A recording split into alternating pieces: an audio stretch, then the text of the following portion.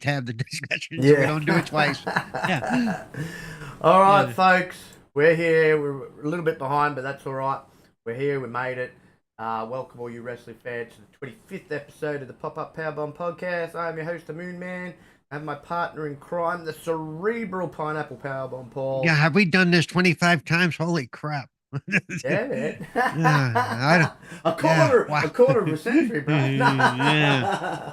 I um, don't, yeah, I don't think I've missed one, but yeah, I didn't realize it had been 25. yeah, Yeah. man, we're going all right. We're going all right. Uh, But tonight, wrestling fans, we share our thoughts on some interesting topics, including the big topic that's surrounding the wrestling world: The Rock replaces Cody, and all the fallout that comes with that.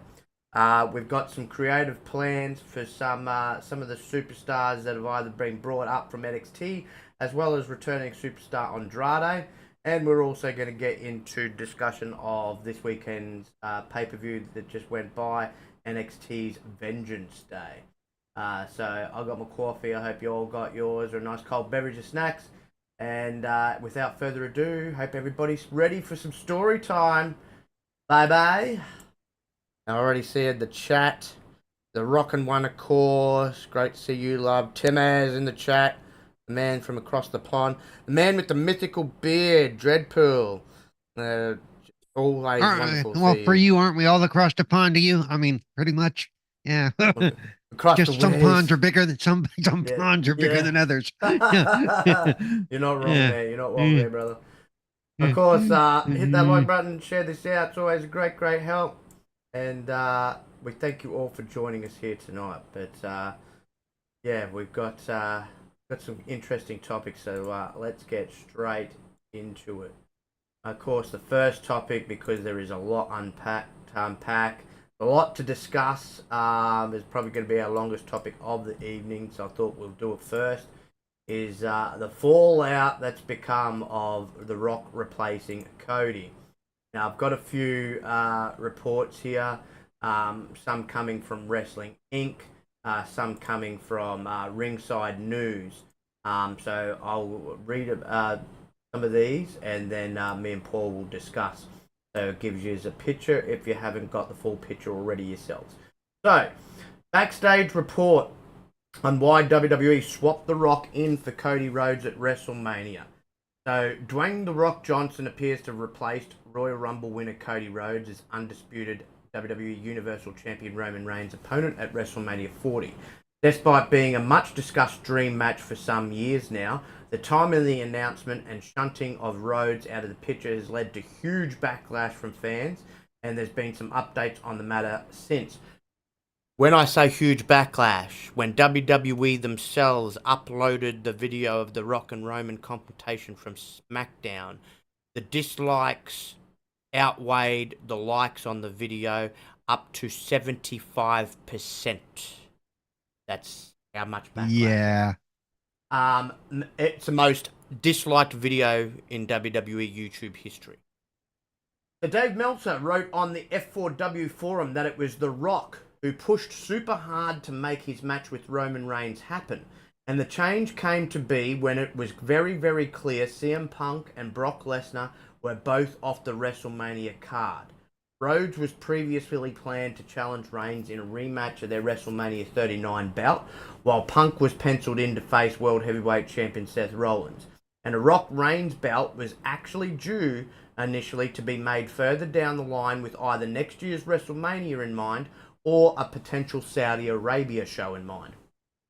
Meltzer floated the idea that the change could have also been made to divert attention from Vince McMahon's sex trafficking. PW Insider later indicated that, per some of their WWE sources, Johnson put himself forward to save WrestleMania in the absence of Lesnar and Punk, who are absolutely two humongous draws themselves. Yet, still other sources reportedly believe he was going to push for the match regardless. Given his conditional $30 million stock deal with TKO is contingent on hitting milestones, such milestones are speculated to have included a return to the ring, and Johnson felt the time was right now to do so, with the idea that Rock versus Reigns will be the larger attraction. Therefore, it's possible that regardless of who won the Rumble, it was always going to be Rock challenging the Tribal Chief in Philadelphia. Now, another update on what the Rock match at WrestleMania could mean for Roman Reigns' title reign. For all it would seem, Dwayne "The Rock" Johnson, of course, leapfrogged back-to-back Royal Rumble win Cody Rhodes to challenge Roman Reigns. Recent reports have emerged to suggest that the match was actively pushed by The Rock himself, and Fightful Select has now further noted he has taken his campaign one step further, as some have claimed he has seriously pushed to win the title bout with the help of his friend Ari, and Ari Emanuel is the head honcho of Endeavor, right?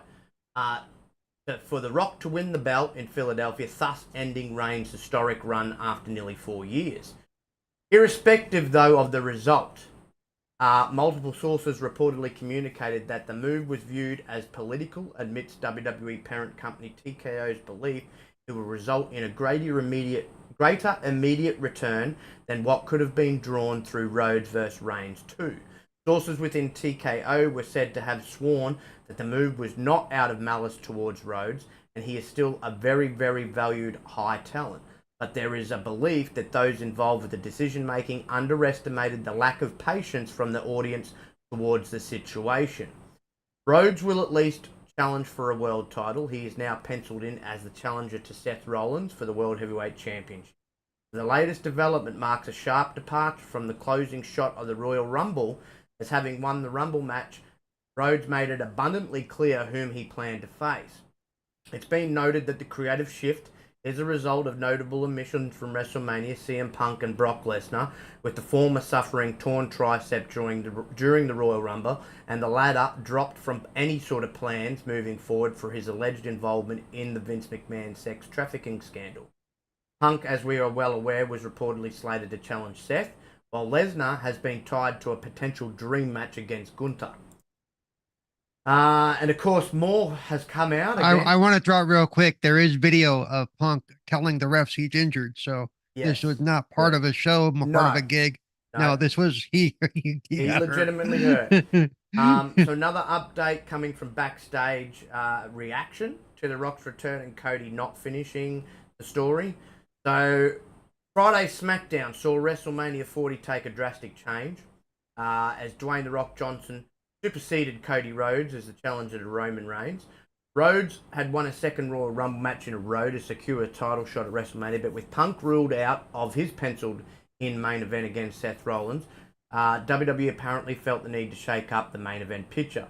The result, Rhodes is not due to finish his story at this year's WrestleMania. That's not to say that the story will not be finished at a later time. Fightful Select published a report earlier today on the matter, having reached out to over 36 contacts in WWE across all departments, and indicated that none had a positive word to say about the creative retcon. One wrestler reportedly said, "Not only did the look on Cody's face at SmackDown tell a story, the look on Dwayne's told even more. I think in that moment he knew that this decision wasn't going to work quite the way he imagined it. He was experiencing the same thing that he and Roman experienced, and him and Roman will experience in Philadelphia. He was being co-signed for something the vast majority didn't want." The wrestler would be referring to the Royal Rumble 2015 as well, where Reigns won the main event despite the fans anointing Daniel Bryan as their choice to main event WrestleMania 31. Rock entered to celebrate his cousin's big win under a shower of boos.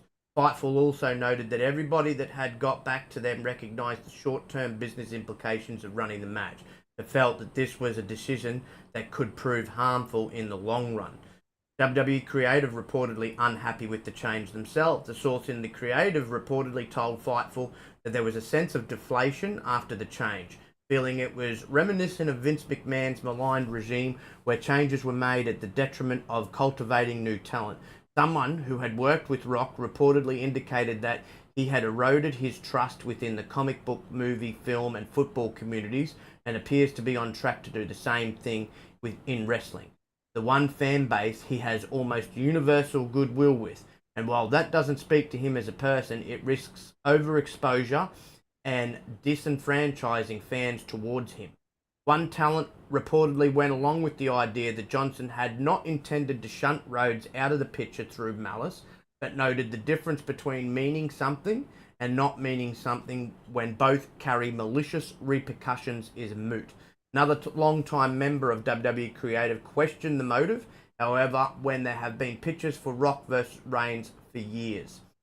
It was noted that at one time, an excuse not to do the match was allegedly because the story didn't make sense, but there is a large contingent who feel the story makes even less sense than it did then, and it's undermining one of the longest running and most prominent storylines to be run by this current regime. Fightful closed its report with another source indicating that the Anoa'i family, comprised of Johnson, Reigns and several other industry names, has passed the McMahon family in terms of the power dynamic in pro wrestling, something that isn't expected to change in some time. It was also noted that The Rock right now holds more power backstage than Triple H himself, and there has been rumours circulating that he could even fire Triple H for Triple H's implication in the McMahon sex scandal. Again, to exercise on that as well, huge reports going around about The Rock's backstage power. So another story of the day is The Rock's power backstage. And PW Insider has since reported that, as we're well aware, that the change was forced by Johnson himself. One source reportedly compared the move from Johnson as reminiscent of his time as DC hero Black Adam, during which it emerged that he had been assuming control over significant aspects of the box office bomb. In WWE, it's believed he will have an easier time molding developments to suit him, as he has proven to be one of, if not the most marketable name in wrestling history and in the company. It was clarified in PW Insider's report that this decision has not been made out of malice towards Rhodes from Johnson, but rather a belief that he would be the best idea to draw money for WrestleMania amidst his good standing with WWE's parent TKO Group. Former WWE head writer Brian Gewirtz is said to have even been brought back to the company after Triple H had fired him, with the express purpose of representing Johnson within WWE's creative process. There is talk he could even serve as a plan B should Johnson and Endeavor opt for Johnson's backed creative team in the future and fire Triple H and his cronies. In any case, the belief is that Johnson would win any power struggle with current CCO Paul Triple H Levesque should that occur, and there's rumours circulating that there is a power struggle ongoing backstage and Triple H could be next out the door. And this move has served to cement the backstage power Johnson now holds in the Endeavor-owned property, considering his very, very strong friendship with the head of the whole project, Ari. So more news there. Of course, out of all of this backlash too, now this I don't agree with. The Rock's poor daughter Ava has been receiving death threats from angry fans over all this WrestleMania controversy. And so we know that The Rock himself and WWE have been getting negative feedback themselves, stemming from fans in response to the development. Again, notably, the video featuring the full segment of SmackDown on the YouTube channel has earned the dubious distinction of becoming the most disliked video in the channel's history. But even more disconcerting twist, The Rock's own daughter, NXT General Manager Ava, has come forward to reveal that she has been subject to death threats from certain fans due to the ongoing situation with her father. Which is just ridiculous, because she's got nothing to do with this whole situation. She just happens to be, unfortunately, in the line of fire just because she's related to the man. And this harassment is absolutely freaking disgusting. Absolutely freaking disgusting. Keep her out of it, fans. If yous are all listening, keep her completely out of it. She's got no power to wield. She's got nothing to do with this. And then the last update before we can discuss everything here. So, fans wanting to know an update on when Cody might finally have his rematch and finish the story. So Cody Rhodes clearly isn't going to finish his story at WrestleMania. That has been 100% confirmed. He's now going to go on to face Seth Rollins, and strong rumors suggest he's going to capture that title. Alas, on SmackDown, we saw Rhodes effectively step aside to Reigns for new challenger Dwayne Johnson. Now, with Rhodes' story set to extend beyond WrestleMania, PW Insider reported an update on when fans can expect the book to finally close. In fact, despite it looking as though Rhodes was primed to prevail at WrestleMania, and he initially was, there was very, very strong talk backstage initially when it was going to be him and Reigns the second time around that he would go over Reigns. There were reportedly open discussions within WWE about him now picking up the title from Rollins on the greater stage. Then leading into a title unification match with the winner of Reigns versus Rock at SummerSlam this year. Rhodes' story was the term coined for his journey to recapture the WWE Championship, the one championship that eluded his daddy back in the day. Especially prudent because his father never truly held it. Yes, beat that champion at that time, which was superstar Billy Graham, twice, but due to technicality was stripped of the belt. The Rhodes could be winning his first world title with the promotion should he in fact dethrone Rollins, which all indications are that he will. But we all know that belt holds no direct lineage to the title that had eluded his father. Ergo, he won't have actually finished the story that has been laid out until he dethrones either the Tribal Chief or The Rock for the unified Universal title. So whoever wins the match between them two will go on to face Rhodes, who will be the world champion at SummerSlam. The winner of that match at SummerSlam will be the unified, undisputed World Heavyweight Championship, and they'll turn the both belts into a brand new, shiny belt. So there'll only be one world champion that'll go on both brands, like there has been in the past.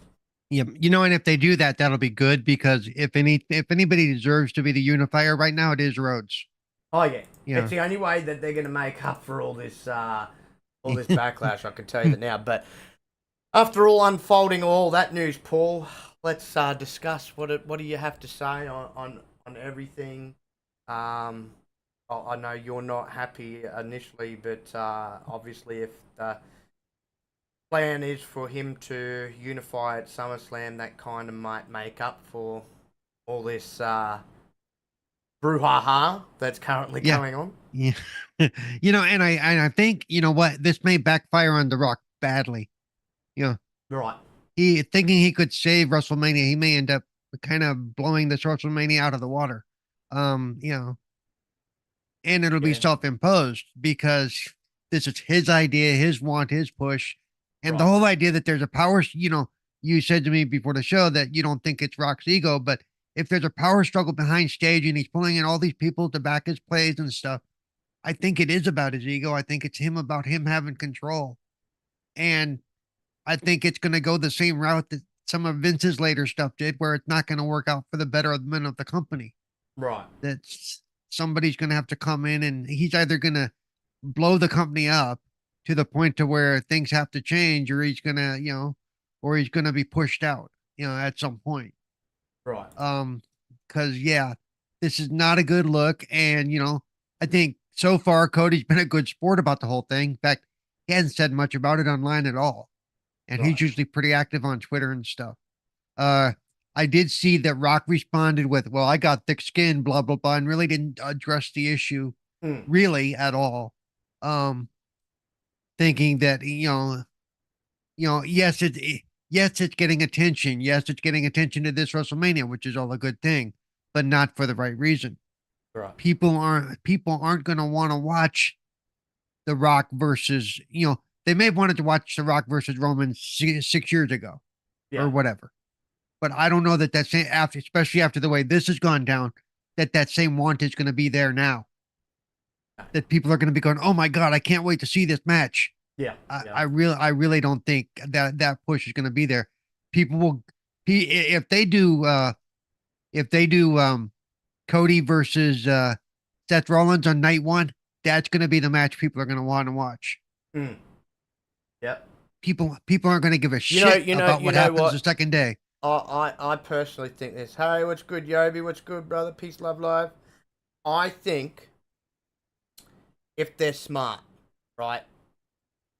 If indeed, I'm just throwing the hypotheticals because I'm not backstage, so I don't know who's planned to win what. But I definitely know the one thing I can pretty much be sure of, because we know after WrestleMania he's going away for surgery. Rhodes will defeat Rollins. That's pretty guaranteed, I dare say. I would put that as Night 2's main event. I would too, because it's going to be the biggest. It's going to be the bigger match, and especially if Rock doesn't get his full way, in the sense that he's pushing to win the match and win the title. If he doesn't get that, and they have Roman still win that match, put it night one. Because once again, it's going to be predictable. Once again, there'll probably be interference, just like any other Roman Reigns match. And don't put it night 2.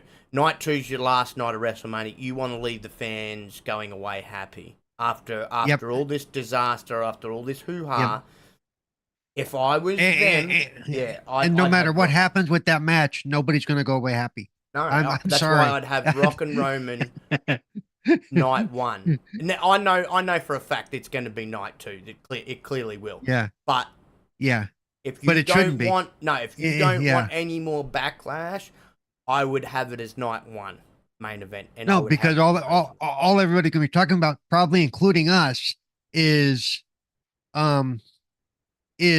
man, that was an okay pay-per-view. Man, that last match, that headliner was shit. That headliner was useless. I mean, you can almost write that before the show even airs. Now I will say, I was thinking, now theoretically, because of where we're at and how long it is before WrestleMania, they do have time to right this ship if they really read the writing on the wall. But whether The Rock and his people will let that happen is a different story. Right. But they do have time to write this if they really saw and went, you know what, maybe this wasn't a good idea. But again, if the ego gets in the way, I don't see that happening. I see a whole lot of no, it'll be fine. People want to see this. It'll be great. Once it starts and it's there, people want to watch it. I'm like, yeah, whatever. And I just think, like I said, I just think this was, I mean, he may have had good intentions initially with going, well, you know what, without CM Punk being there because he's injured, and without what's his name being there because he's a douchebag, having him have a big match is a big deal, but why did it have to be this match?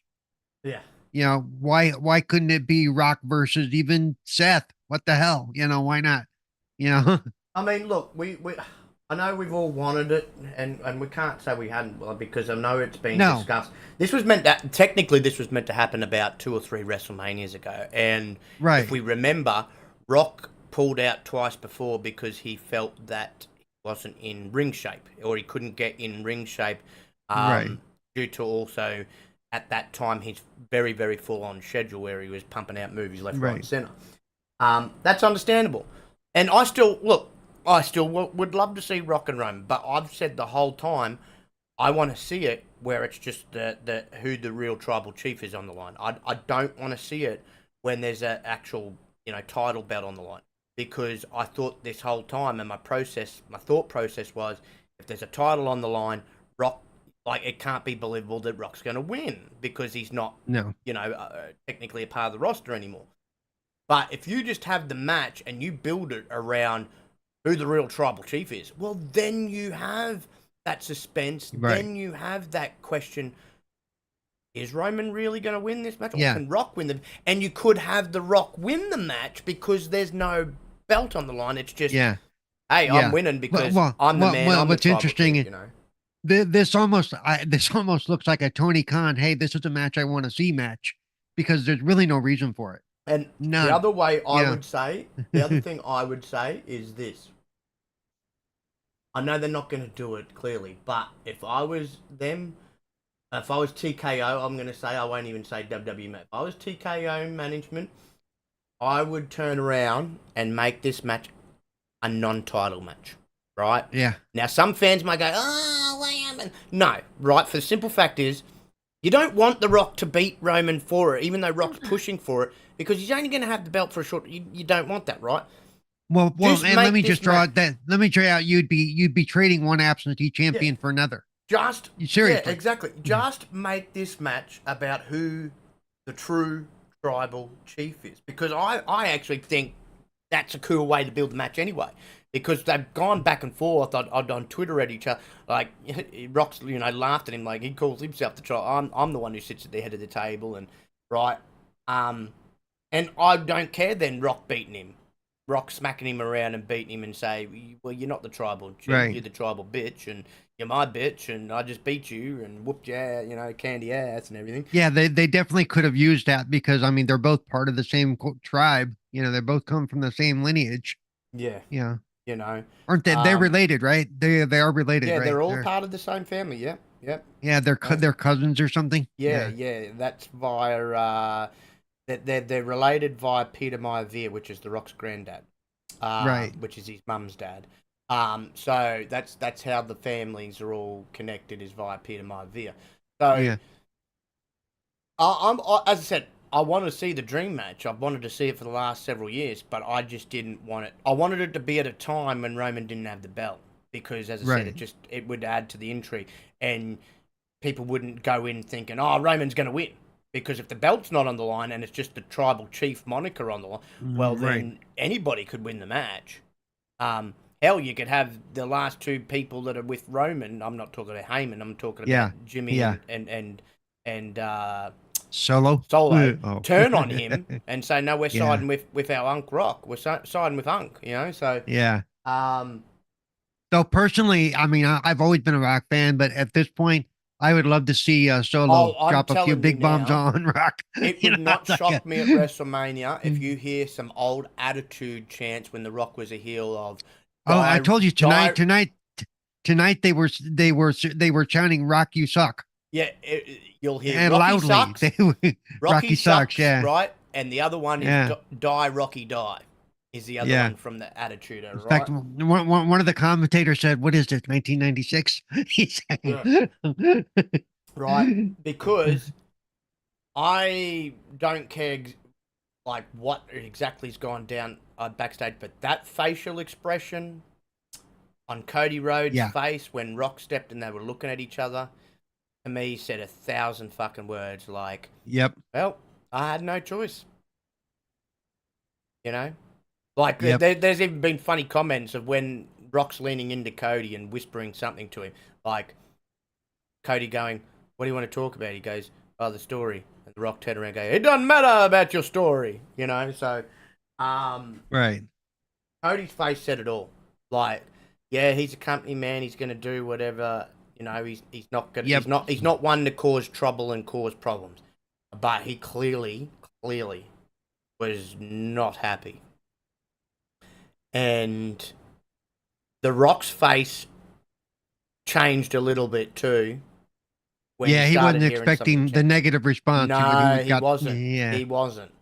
And I think if anything, maybe that deters him to change his mind about winning the match and going, you know what? I can't win this belt. We need to keep the belt on Roman so Cody can be the one. Because if I'm telling you now, it will be louder and it will be worse if Rock wins. Oh, yeah. Right? Because Roman's a part of this whole finishing the story because he's the one who beat Cody last year. Right? Right. And he's the one that nobody else can beat, but all of a sudden a part-timer is going to come in and beat him. You know what I mean? No. They need to have Roman go over, which I said this whole time that if Cody wasn't taking him on at WrestleMania, Roman's winning. Because they're obviously still dead set on him surpassing Hogan's record. But that can also change, because if you're gonna do Cody right finally, and he only has to wait till I was gonna SummerSlam. say too. Now that Vince is gone, Yeah. surpassing Hogan's record may not be their number No, one well, priority. look, SummerSlam's Yeah, August, so technically yeah, that's 2 months shy of him actually passing Hogan's record. But right. they're gonna have to do it. They're gonna have to do it, and they have to have Reigns keep that belt until then, so Cody, as the world champion, can take him on title versus Right. title unification match, make it a huge deal for the biggest pay per view of the summer, and Yep. Rhodes walks out with both those belts. Because I'm telling you, that's the only fans aren't gonna want this whole finish the story shit to go all the way to the next year's WrestleMania. No, It's no, just not I gonna don't happen. want to. If it goes this, they can't do this for a whole nother year. No. There's no way in hell. One, fans will lose interest. That's not on Cody. That's all on creative and The Rock and whoever else's Right. decision making. And two, people are fucking tired of Roman Reigns as freaking champion. So Well, and like I keep calling him every But time I mention at him on the Twitter same now, the no show champion, Yeah. the But part at the time same champion. token, Yeah. which is something you'll agree with here too, even though we both want him to lose the belt, because of the significance about the title, right? And because nobody, he's beaten everybody. No one's beat. You can't have him drop that at a B grade pay per view. You just can't. You can't have him drop it at Saudi Arabia. You can't have him drop it at Backlash. It has to be No. one of the big ones. And my opinion is, if you're not going to do it at WrestleMania, and you didn't do it at the Royal Rumble, then it has to be SummerSlam. Yeah. It can't be any other pay-per-view. Otherwise, he would have to hold it at least until next year's Royal Rumble, because the significance of it, you can't have it on a lower-tiered pay-per-view. You can't. And a title unification match, that, so... What are your feelings though about poor bloody Ava popping it though? That's Yeah, just not right. they need to leave her out of it and leave, yell at creative all you want. Don't threaten them. You shouldn't be threatening anybody. No, Let no. let your net, who, I don't care if it's male, female, if they're whatever, don't be threatening people over this shit. Let them know that they're full of crap. Sure, let them know that this is not the right move. Right, right. But there's no reason to be, this is no better than people threatening game developers. It's in fact, it's even worse. You're going after somebody who has, yeah, they're in the business, yes, they're in the company, but they have no control over what's being done as far as creative goes. You know, Rock's not whispering in his daughter's ear, go tell them to do this, go tell. No, no. So Exactly. yeah, they need to leave her and the others out of it. Focus on the people that are making the decisions. Focus on the people. And I'm not saying focus on it. Just let them know, saying that we're like they can't tell, because for the last 72 hours, we want Cody's been trending. Right. Okay, so Right. they know that the people are pissed. Yeah, clearly. Yeah. So what as far as I'm concerned, I'm not gonna, if I do mention it, I tag them. I'm not gonna let the pressure off. They do need to correct this issue if they can. Yes. They, to do not only what's right for Cody, but what's right for, as far as the story goes too, because you do have basically Rock coming in out of nowhere and going, okay, just because we're gonna do this match. Yeah. People want this match. Yeah. Well, no, people wanted this match. Now you kind of fucked that up. No, exactly. And look, I get it that I get it from only one standpoint that was mentioned out of everything I read out before we started discussing this.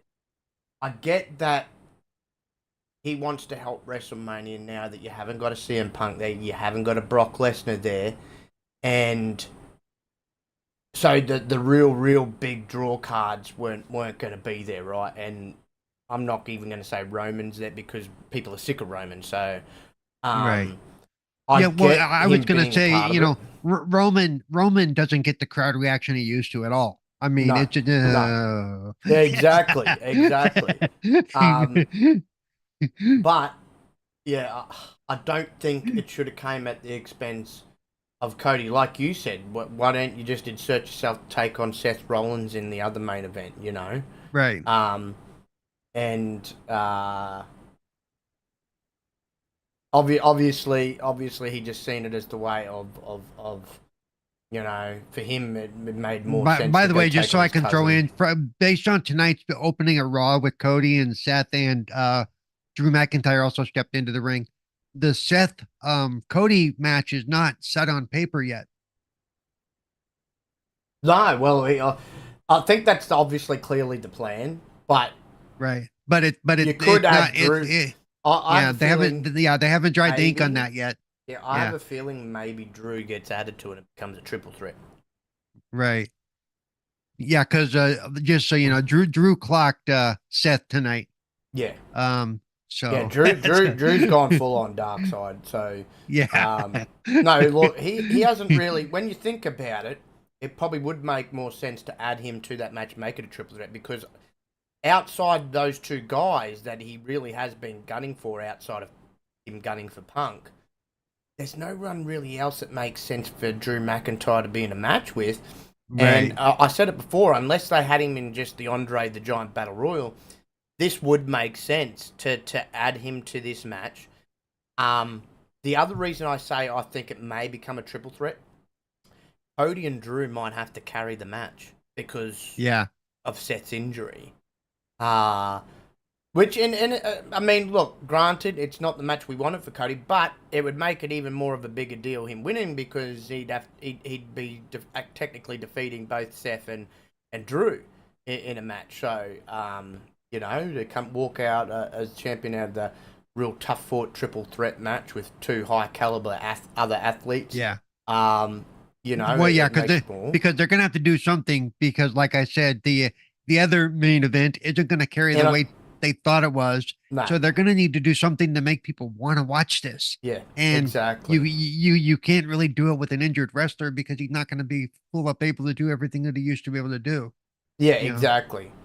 You know, so look, it is what it is. The other interesting part about all this is the power The Rock has backstage now. Now, why I bring attention to that is there has been talk that, look, we said it, I think, on last week's show when we were discussing the McMahon stuff.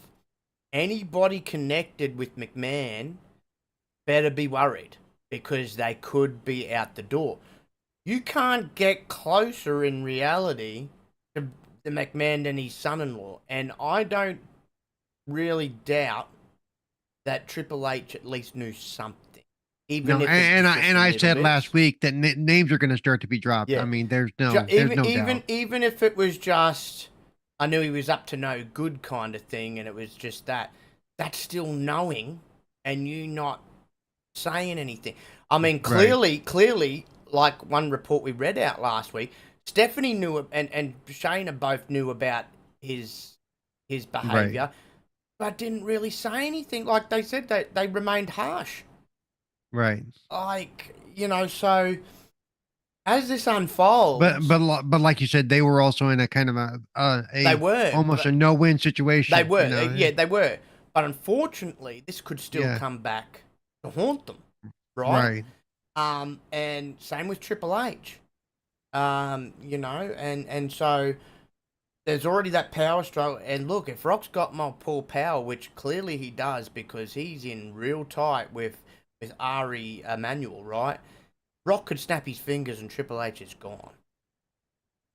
If he wants Triple H gone, see, and I don't necessarily agree with that either. He walks in and a week later he carries that much power. I don't, you know, to me that just doesn't, you know. Well, he owns a lot of shares in there now, right? Yeah. So, oh yeah.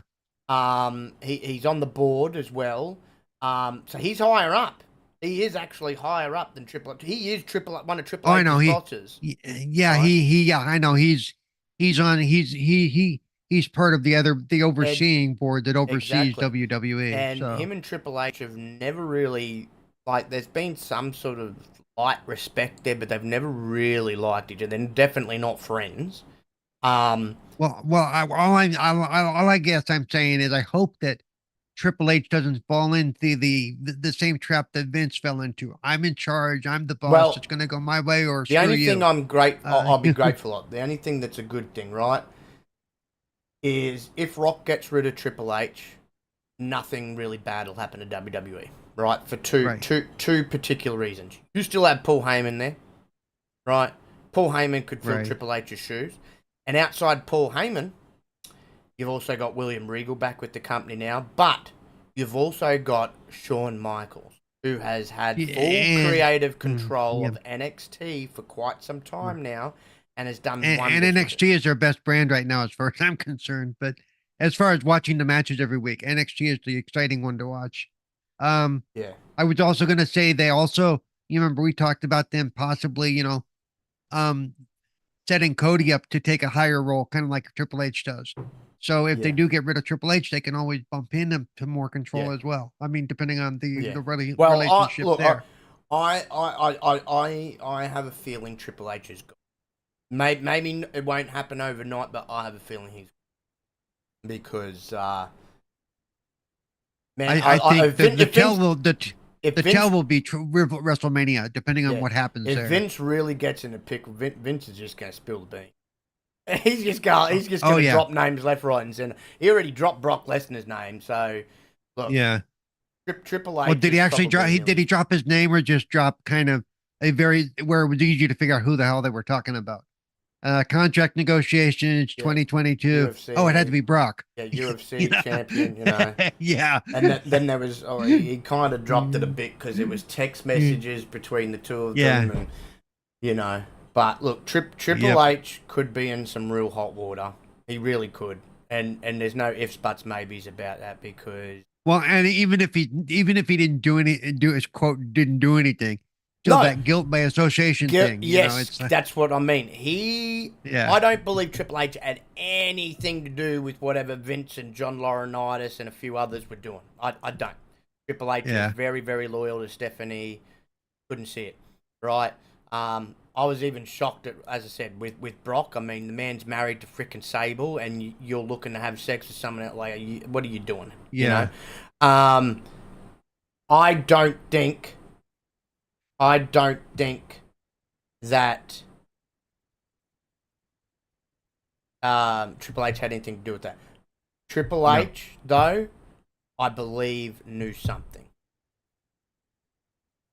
Because if Shane and Steph knew something, Triple H knew something. Right. Right. So other names are gonna come to light. These people are going to roll over on each other like yeah.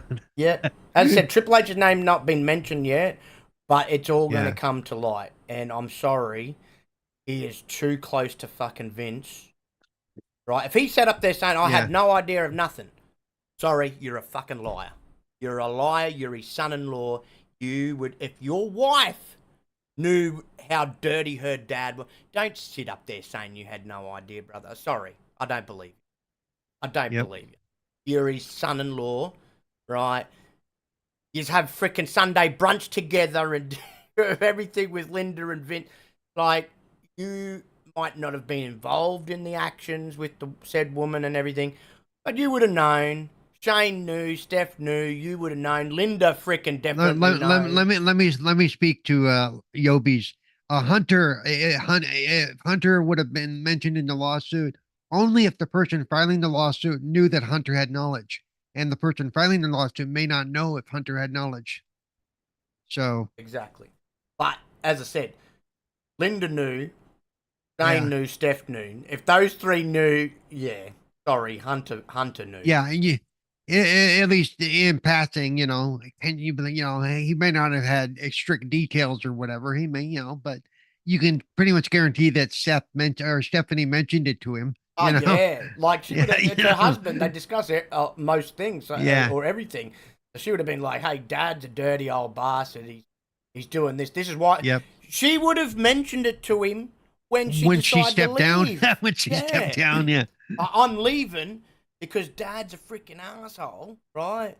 And he definitely knows why Shane left. Everybody knows why Shane left. That's what I'm saying, because he's close with Shane.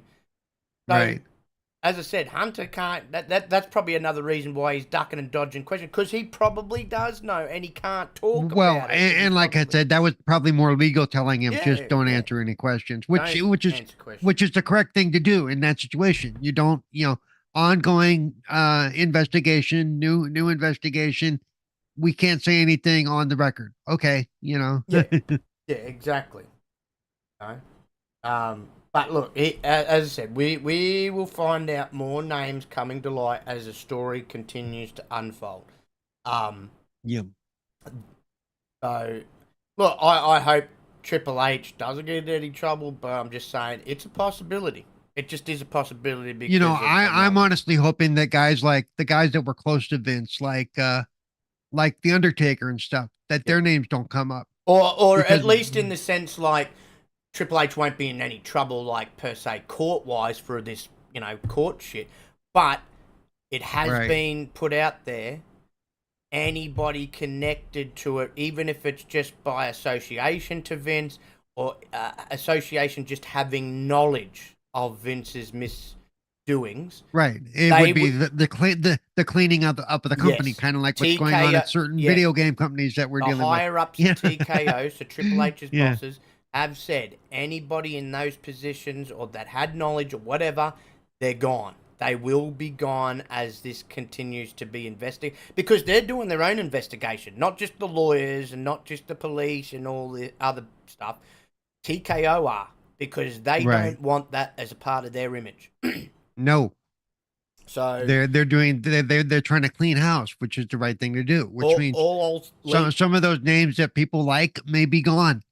At some point. I said, if we hear names from that are in creative currently, that all of a sudden get let go, we're gonna know why. If Triple H is given his walking papers, we're gonna know why, right? If whoever else, we're gonna know why, because it's all gonna be connected to this in some way, shape, or form. And and as the case goes forward, like I said, more names are going to drop because people aren't going to be wanting to do the time on their own. Well, if I'm going to fall, I'm going to take you with me. Come out that I just truly am like baffled by and just laughed about. John Laurinaitis said, "Oh, but I was he forced me, and like I felt real forced by." Oh, piss off! Like I don't want to hear that. You done your own dirty business on your own accord with Vince. You were so chummy.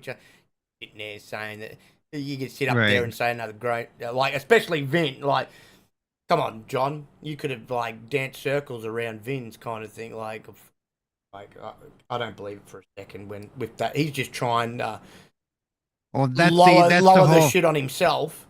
And I hate to say this, that's the old. I was only doing as I was ordered. I really, He's just trying to make it lighter on himself. I'm like, dude. Like, you were just as dirty as Vince. There's been stories even going back to his wrestling days, right? Of John Laurinaitis, and he's just another creepy freaking bastard. That's what I mean, Yobi. He played the victim card, bro. And I'm sitting there going, yeah, get out. Come on, man. Like, man, I'll tell you now. I tell you what, though. If he's got like as much involvement as what it's been put out there that he has, oh man, I want to see his brother. I want to see his brother just beat his ass. Because you know who his brother is, don't you? John Laurinaitis. Not off the top of my head, no. Animal from. Oh Legion shit! Yeah. Wow. Animal Man would just be like disgusted, be like, "Hey Johnny, come over here for a minute, little brother." Boom, boom, boom. He'd probably literally bite a chunk out of him. I mean, and then he'd be like, "Ooh, what a rush!" No. Yeah, exactly. When he was on the Ballas TV show, brought up him being unfaithful to their mum when he was with their mum. Yeah, you're not wrong, Yobi. You're not Roby. Attention to detail, brother. Attention to detail. That's why I was like, this bastard up here playing Victor. Oh, no, it's all on Vince. Vince put a gun to my head, made me do it. Yeah, come on, man. Come on, man. That'd just be like next Brock Lesnar coming out and saying the same thing. It's like, dude, you're like, you could squash Vince. Don't sit up So, there, bro. You know, don't sit up so there. apparently Cody's doing a bull rope match tonight with Yakamura. It'd be so Yeah. cool since they're doing a bull rope match if he came out in his dad's old floppy Oh, cowboy hat that he used to wear. yeah, man. I would. Man, as I said, like, I mean, you can't look any more like Dusty than Cody is. Like, the Yeah. skinny version of Dusty. He really is. He Oh looks yeah. Oh so yeah. much like his dad. Like, don't get me Yeah. wrong, When you see when you Dustin looks but a when bit you like see him older too, pictures, but yeah, when you see older pictures of Dusty when he was smaller though, he looks dead on like yeah, Cody. There's certain yeah. camera shots that Like, holy don't get crap, me he wrong, looks like Cody. Dustin looks like his dad a bit Yeah. too, but I also think Yeah. Dustin looks like his mum because Cody and Dustin have got different mums, of course. Right. But Right. Cody, man, Cody is like spitting Yep. image of his daddy. Oh, he really is. But man, look, Yeah. this whole Rock thing, like, I'm telling you now, he's going to walk out at WrestleMania, and there is going to be a chorus of freaking. It's going to be funny. It's going to be like a heel versus a heel match, really. Well, what now? If they are going to continue going this route and not change things up, given the response, I would bring back the Rocky heel. If he's going to be treated as a heel, go full heel. Yeah, but you'll have. It'll be the first time that I can remember that well, at least the first time in a very, very long time that it would be a heel versus a heel match. Well, no matter what he does now, it's going to be viewed. It's going to be viewed that way, no matter what he does. Oh yeah, as I said, you're gonna hear Rocky sucks. You're gonna hear die Rocky die. You're gonna hear boo. Yeah. You know, it's gonna be all that, man, because you know. I'm waiting for the videos of people burning their Rock memorabilia that they paid money for. Well, to the audience. Yeah, seriously. To the audience, like, yeah. irregardless that what the actual case is, it just looks like you removed Cody, pushed him to the freaking side, and said, "Sorry, bud, not happening." Well, and if tonight was any indicator, even before Cody stepped out, Seth had to respond to the shouts of "We want Cody." I can guarantee that anytime Rock steps out into the ring in between now and WrestleMania, that's what he's going to be greeted by. You know what? I would love to see. Cody. I don't think we're going to see it, but I would love to see it. Cody come out in the next couple of weeks if he does, you know, because like you said, he hasn't technically officially said he will take on Seth, right? Right. Him to come out and go, you know what? I've talked to some other confidants and I've come to change my mind. And guess what? We're going to make this a triple threat match at WrestleMania. Me against Rock against Roman. Having beat both of them.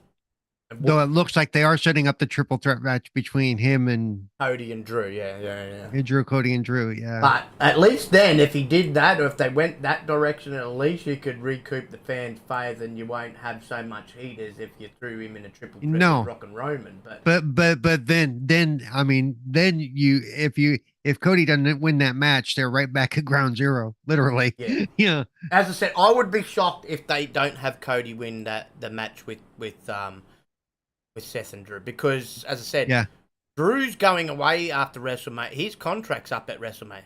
But you're not going to have him win it when he's got no contract in place, right? Right. And all indications are that he wants to take a break for a bit, you know, go home to his family. Seth ain't walking away. Seth's going for surgery after WrestleMania. So that only leaves one logical choice here. You have to have Cody win the match, right?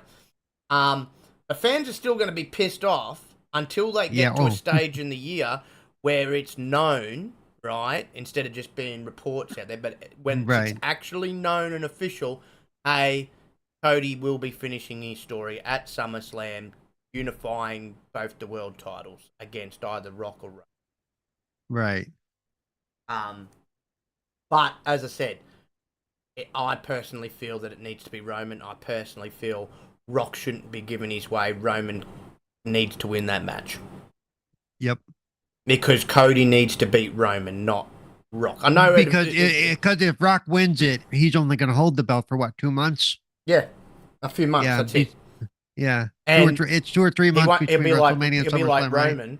It'll be like Roman. He won't be there unless he has to. I mean, you might get him by video or something like pre-recorded video, but You know, he's obviously got Right. movies that he's making too. So, I'm telling you, like, all I hope is they follow through on this plan, because it's the only way they're going to get back in the good graces of fans.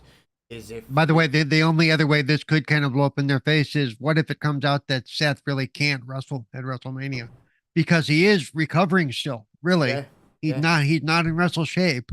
He just No, well, says, he's "I will meant be to have back by surgery. He's meant WrestleMania." to have Right, surgery. So, right.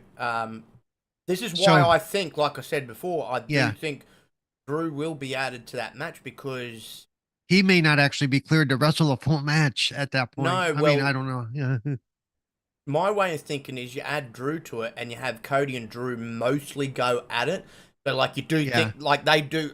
You could get Drew really.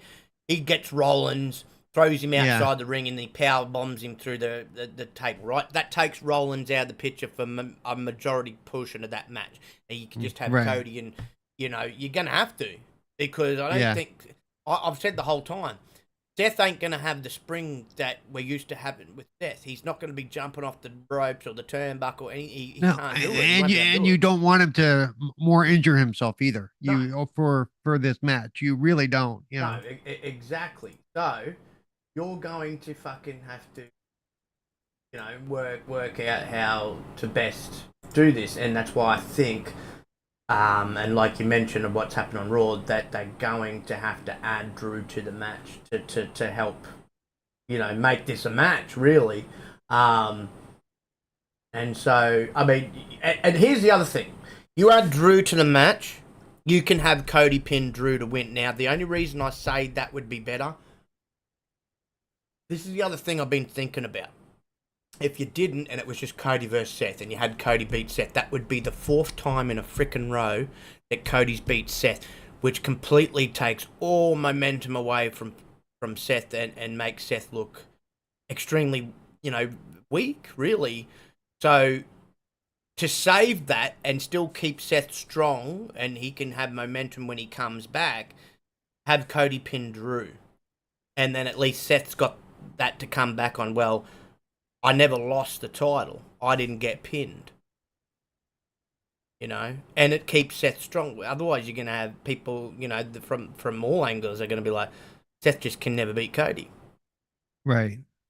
So at least then it protects Seth, and considering Seth is a big baby face now too, protects Seth, and you still give Cody the win. Yep. So that's the way I would do it. Hope that's the way it goes down, because then it's at least something good for Cody.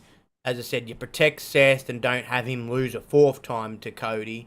And then when he comes back, you're going to have to give him at least a win here over Cody at some point. So Right. at least he's got one win against Cody, the poor guy. In fact, that's something that Drew brought up tonight, that every time he's faced Cody, he's lost. Yeah. So Well, he's lost 3 times, right? He's lost 3 times, yeah. That's why I don't want to see Cody pin him for a 4th time, because Right. I love Seth. Seth's worked his freaking ass off, right? He's made that championship something, he's been there day in, day out. He's always been this way. He's always been a very, very hard worker. And I don't think he deserves that, you know what I mean? Yep. And that's why I said when he comes back, you're going to have to give him a win over Cody. Even if it's just in a non-title match, whatever, at least give him a win so he can say, hey, I finally beat him, Yeah. Okay, so just so you know, 3 minutes ago, Cody posted a tweet. Appreciate the passion. God bless y'all, but trust me. That was the entire tweet. That's, all right. so there's something going on that we don't know about, I think. So that's good. Well, that's why I meant that he might finally said something. Yeah, he finally said something. Yeah. He might be alluding to what I was mentioning, that the reports are is SummerSlam will be the big payoff. So yeah. As I said, as long as the direction keeps going that way, and that is the payoff, they can recoup all this freaking hate, and that's because right now all the fans want to see is him win. Are they going to be happy that Cody beats it? Of course they will.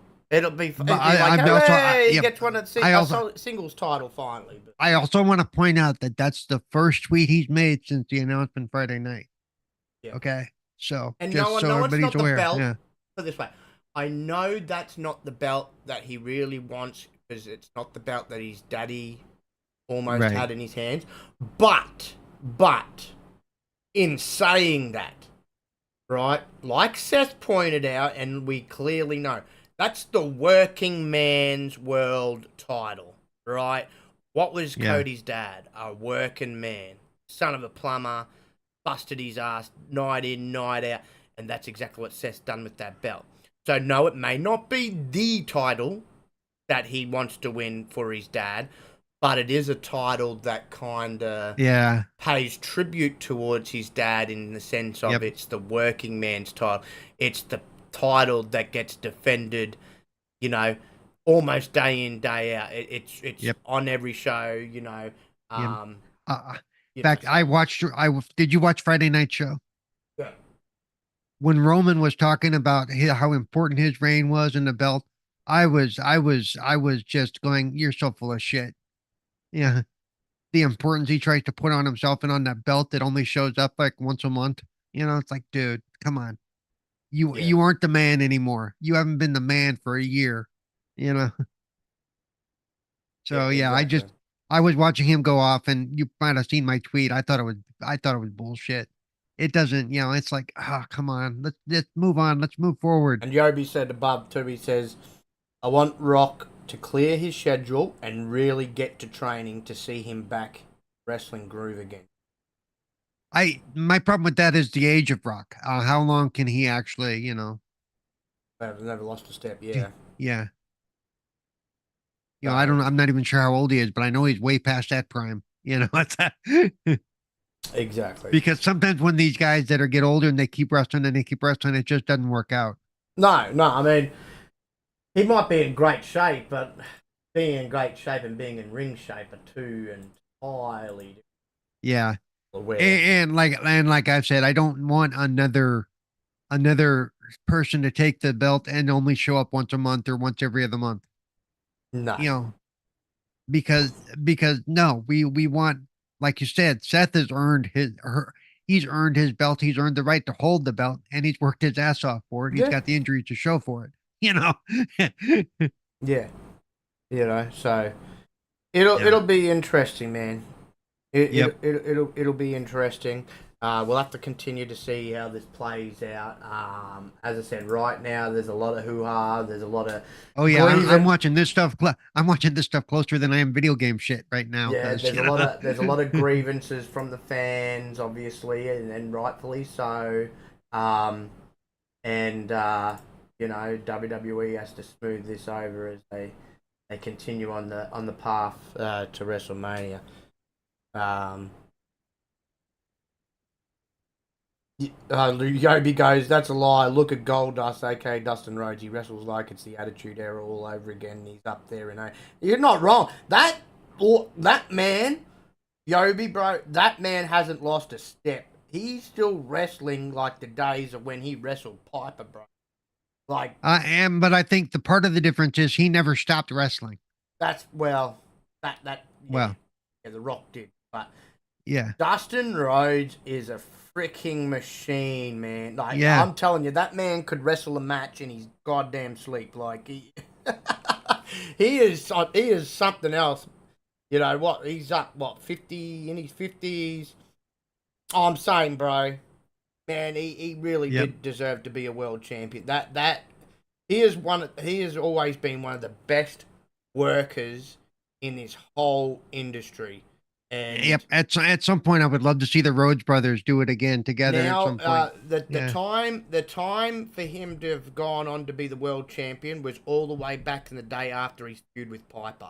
I would have pushed him to main event level status, and I would have had him beat Taker for the belt because those two could have made a really interesting feud, with the type of characters they were playing, and you could have at least gave Dustin as Goldust that one run. Yep. That's all I would have asked. Just the one run because he did definitely that would have been fun to watch with Piper go and him. It go was after, just like, hey, Yobi, it was just the same like Owen Hart, bro. They had numerous. They should have made Owen Hart a world champion after his feud with Brett. They should have, and they never freaking did, and it pissed me off, man. Because I'm like, the biggest Owen Hart fan out there, bro. Like, in my opinion, he was better than Brett. He was better than Shawn. He could wrestle any freaking style. He had all the charisma in the world. He had main eventer written all over him. And Vince was such a douchebag and couldn't see it. I don't know how you couldn't see it. Brett even said the same thing, like that Owen was just phenomenal. Absolutely phenomenal. And he should have been a multiple-time world champion. He should have got pushed over his own brother. He really should have. Because Brett only wrestled one-dimensional. He's very technical. That was it, right? And wasn't that great on the microphone. Owen, no. Owen could. I think part of the thing was, though, that Brett, he may not have been great on the microphone, but somehow he had a big presence every time he was out there. He did. And look, what I'm saying about Owen doesn't take anything away from Brett. Doesn't take anything away from Shawn. They were both phenomenal in their own right. But Owen Hart, man, if you wanted to build a prototype freaking wrestler, man, that was the build right there. Owen Hart. Oh, no, I told you last week I watched a bunch of the older matches, including some of Owen's, and he was amazing. Man, yeah, he was. Yeah. He was, man. He could wrestle a Japanese style. He could wrestle a brawling style. He could wrestle a technical style. He could wrestle a luchador style, bro. Like, the man could do it all and then some. And as I said, had all the charisma in the world. He could talk on that microphone. He could tell a story, bro. Oh.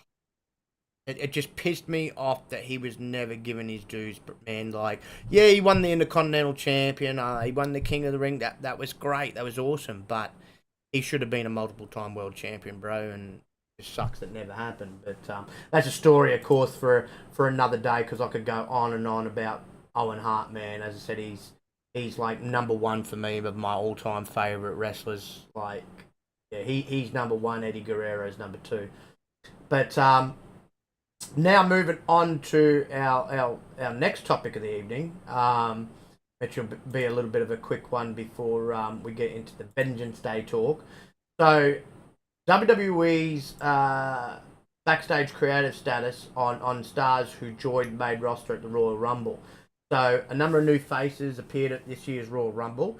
Now that the dust has settled, it is becoming clearer where the surprise returns and debuts will be ending up. PW Insider Elite is reporting that former NXT champion Andrade is set to be a huge babyface on the WWE Raw brand following his return to the company in the Men's Rumble. Andrade had been in All Elite since 2021, with his contract expiring at the end of 2023, and he entered the Royal Rumble match at number 4 and was eventually eliminated by Bronson Reed. Andrade's fellow NXT alumnus Tiffany Stratton is reportedly completely done with her time in NXT following her surprise appearance in the Women's Rumble, and according to PWI's report, she is set to continue her heel role on the SmackDown brand. She entered the match at number 29, was eventually eliminated by Bayley. One newly debuting star whose fate is a little less clear is Women's Royal Rumble competitor Jade Cargill.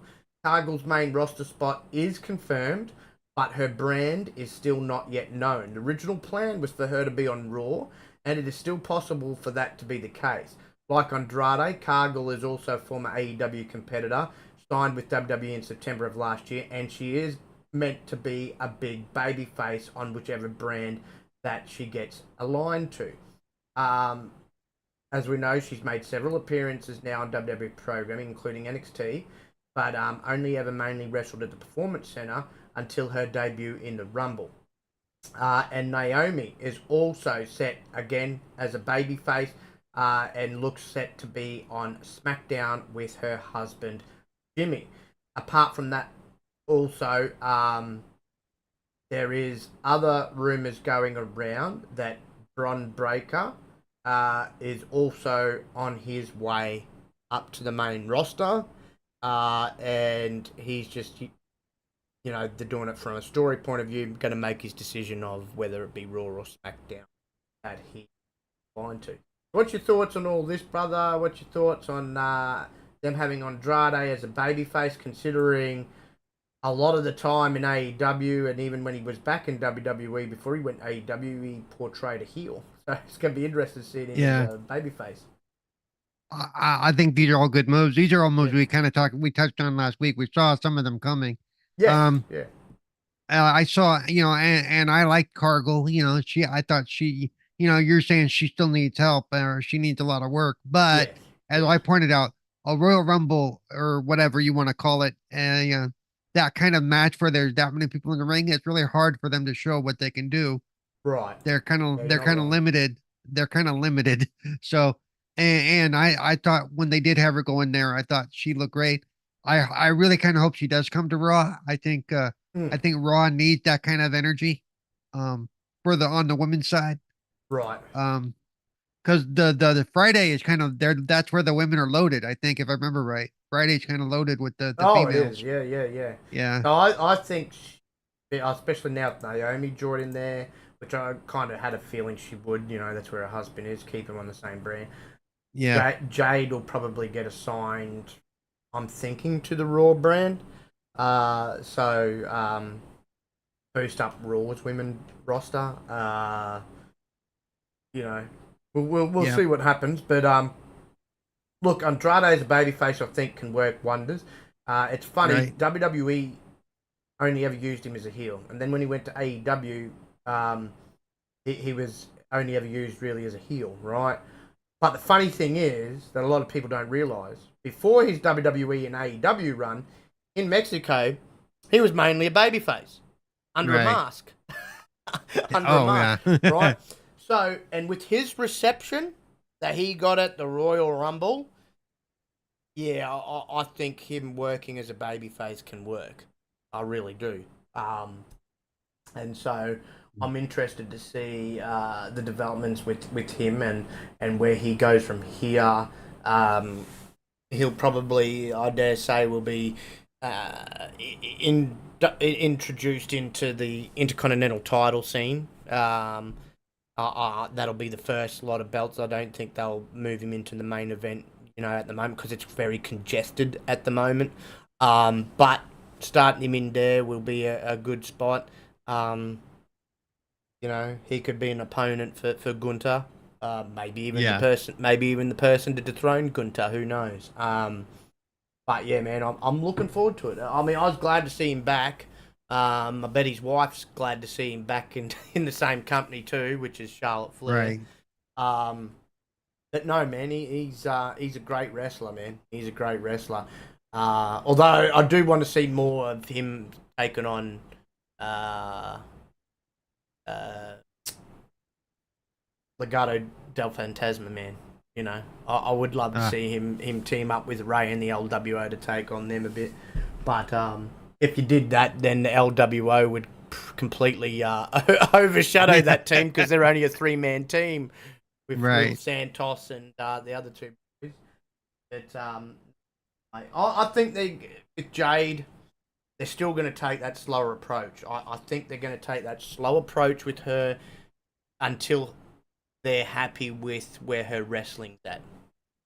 Yep. Which I think is the best decision and the safest decision because it protects her. You don't want her. Yeah.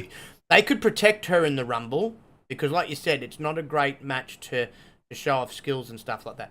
And because she's still quite green, it was a good match to actually introduce her and put her in and debut her in because you can protect her. All she really had to do was because of her look. Is do moves to make her look strong. Now And she did that. I have a question. I have a question now. So if they want to bring her in as a face, could they and they want to protect her and have her? Could they bring it because what's her name? Bailey is going to need a new buddy since Bailey's kind of pissed off all her old buddies. No, well, I mean, they pissed her off really when you. It's like she spoke Japanese right. and she's like, I know what you've been saying this whole time. I know. I know. Yep, and she's going after that belt. So now we know where she's going. Yeah. And we know now that the winner of the Women's Elimination Chamber will face Rhea Ripley. Yep.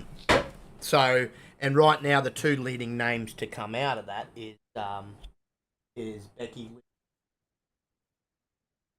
Who's the other one that returned at the Rumble? Liv Morgan and Becky Lynch. But I do believe, I'm pretty damn confident in what I'm about to say. Yeah. I think it will be the man versus Rhea at WrestleMania. Because, I mean, they've been teasing that for months with little backstage interactions between Becky and Rhea. They've been teasing it for months. So I do think Becky will win, and then Becky will go on to WrestleMania and dethrone Rhea. All I'm hoping is, at least at the Elimination Chamber, Rhea is actually wrestling somebody. Like, you can still have her, keep her belt until she faces Becky at WrestleMania. Right. But you can't not have her not wrestle at that event, considering it's here, it's her country. Yeah. So you got to have her wrestling. And obviously she's not going to be in the Elimination Chamber because that's to decide the number one contender.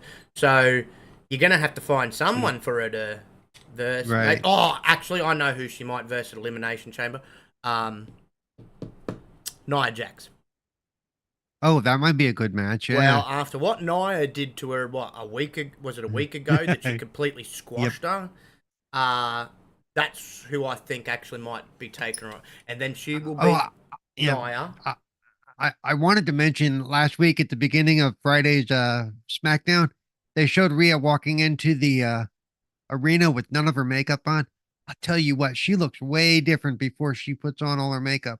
Yeah, I know. She really totally does. Yeah. But no, that's actually the match. Now that I think about it, that's probably what they're setting up for elimination. She'll defend against Nia. Nia's been kind of squashing her a bit, so obviously, she'll get Nia out of the way and defeat her, and then Becky will win the Elimination Chamber, and then there's your match for WrestleMania. Yep. The one I'm interested in when they're defending their belt at WrestleMania, because we clearly know you're going to get Kevin Owens, Logan Paul, round 2. Right. I'm interested to see who the heck's going to take on Gunther at WrestleMania. Because we know he's going to be there. We know he's definitely going to defend it because there's 2 nights of WrestleMania, so you got to fill the card. I'm just curious as who's going to be the person that he defends it against. That's why I'm thinking maybe. Well, speaking of Gunther, here comes the announcement. He's on today's show. Here it comes. The slow talker. Here we go. Imagine if they put him against him. Imagine if he defends against the slow talker. Man, that'd be funny. Although that would be pretty clear that Gunther would be winning, but. Obviously, I just get this feeling whoever he defends against at WrestleMania, unless it's not a decent name, I think he'll drop the title at WrestleMania because he doesn't need to hold it anymore. And I think he needs to drop it so he can move up into the main event scene. Yeah. Because otherwise, you could put him up in the main event scene with the IC title, but we know once he wins one of the world titles and that, he has like anybody else that's done it before. They drop the Intercontinental US title, whatever they're holding at the bloody time. They could have him go up against one of the other Imperium guys though, because they've been kind of working their way on going in the outs for the last couple of months now. Remember, we watched it. There's some drama building up in Imperium and Gunther. Yeah. If I was going to pick one, though, that would say turn on him, I don't think it'd be the slow talker because he seems like he's got his lips surgically attached to Gunther's ass. I think it'll be Vinci. I think it'll be Vinci to turn on him. And if you look at them, Vinci actually you look at him, he actually looks like he could be a babyface compared to the other two. The other two, you look at their face, you're just like, heel. They have that stern, almost Vinci, because almost he comes Dolph out, Lundgren, Rocky 5 look. Whereas Vinci, he comes out and he smiles and stuff like that. So he has a much softer looking face, I guess, from an expression point of view. So he could be a baby face. I could see that. And that's what I think might happen. That Ludwig and Gunther would turn on him, therefore would make him a babyface, and then you'd get some matches there between the three of them. But no, it'll be interesting, man. Interesting to see who ends up being Gunther's WrestleMania player, because obviously that's probably one of the title belts that there is really no definitive out there reports of plans about. Yeah.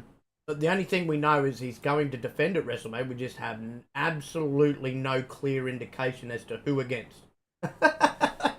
Yeah. You know, Which, and I've said before, I don't necessarily mind not knowing everything going. We are going to find out before, but it's kind of nice not owning everything that's going to happen. No, you know, it's true. Yeah. Yeah. Yobi said about Rhea, she's more attractive without her makeup. She's super pretty. Oh, absolutely.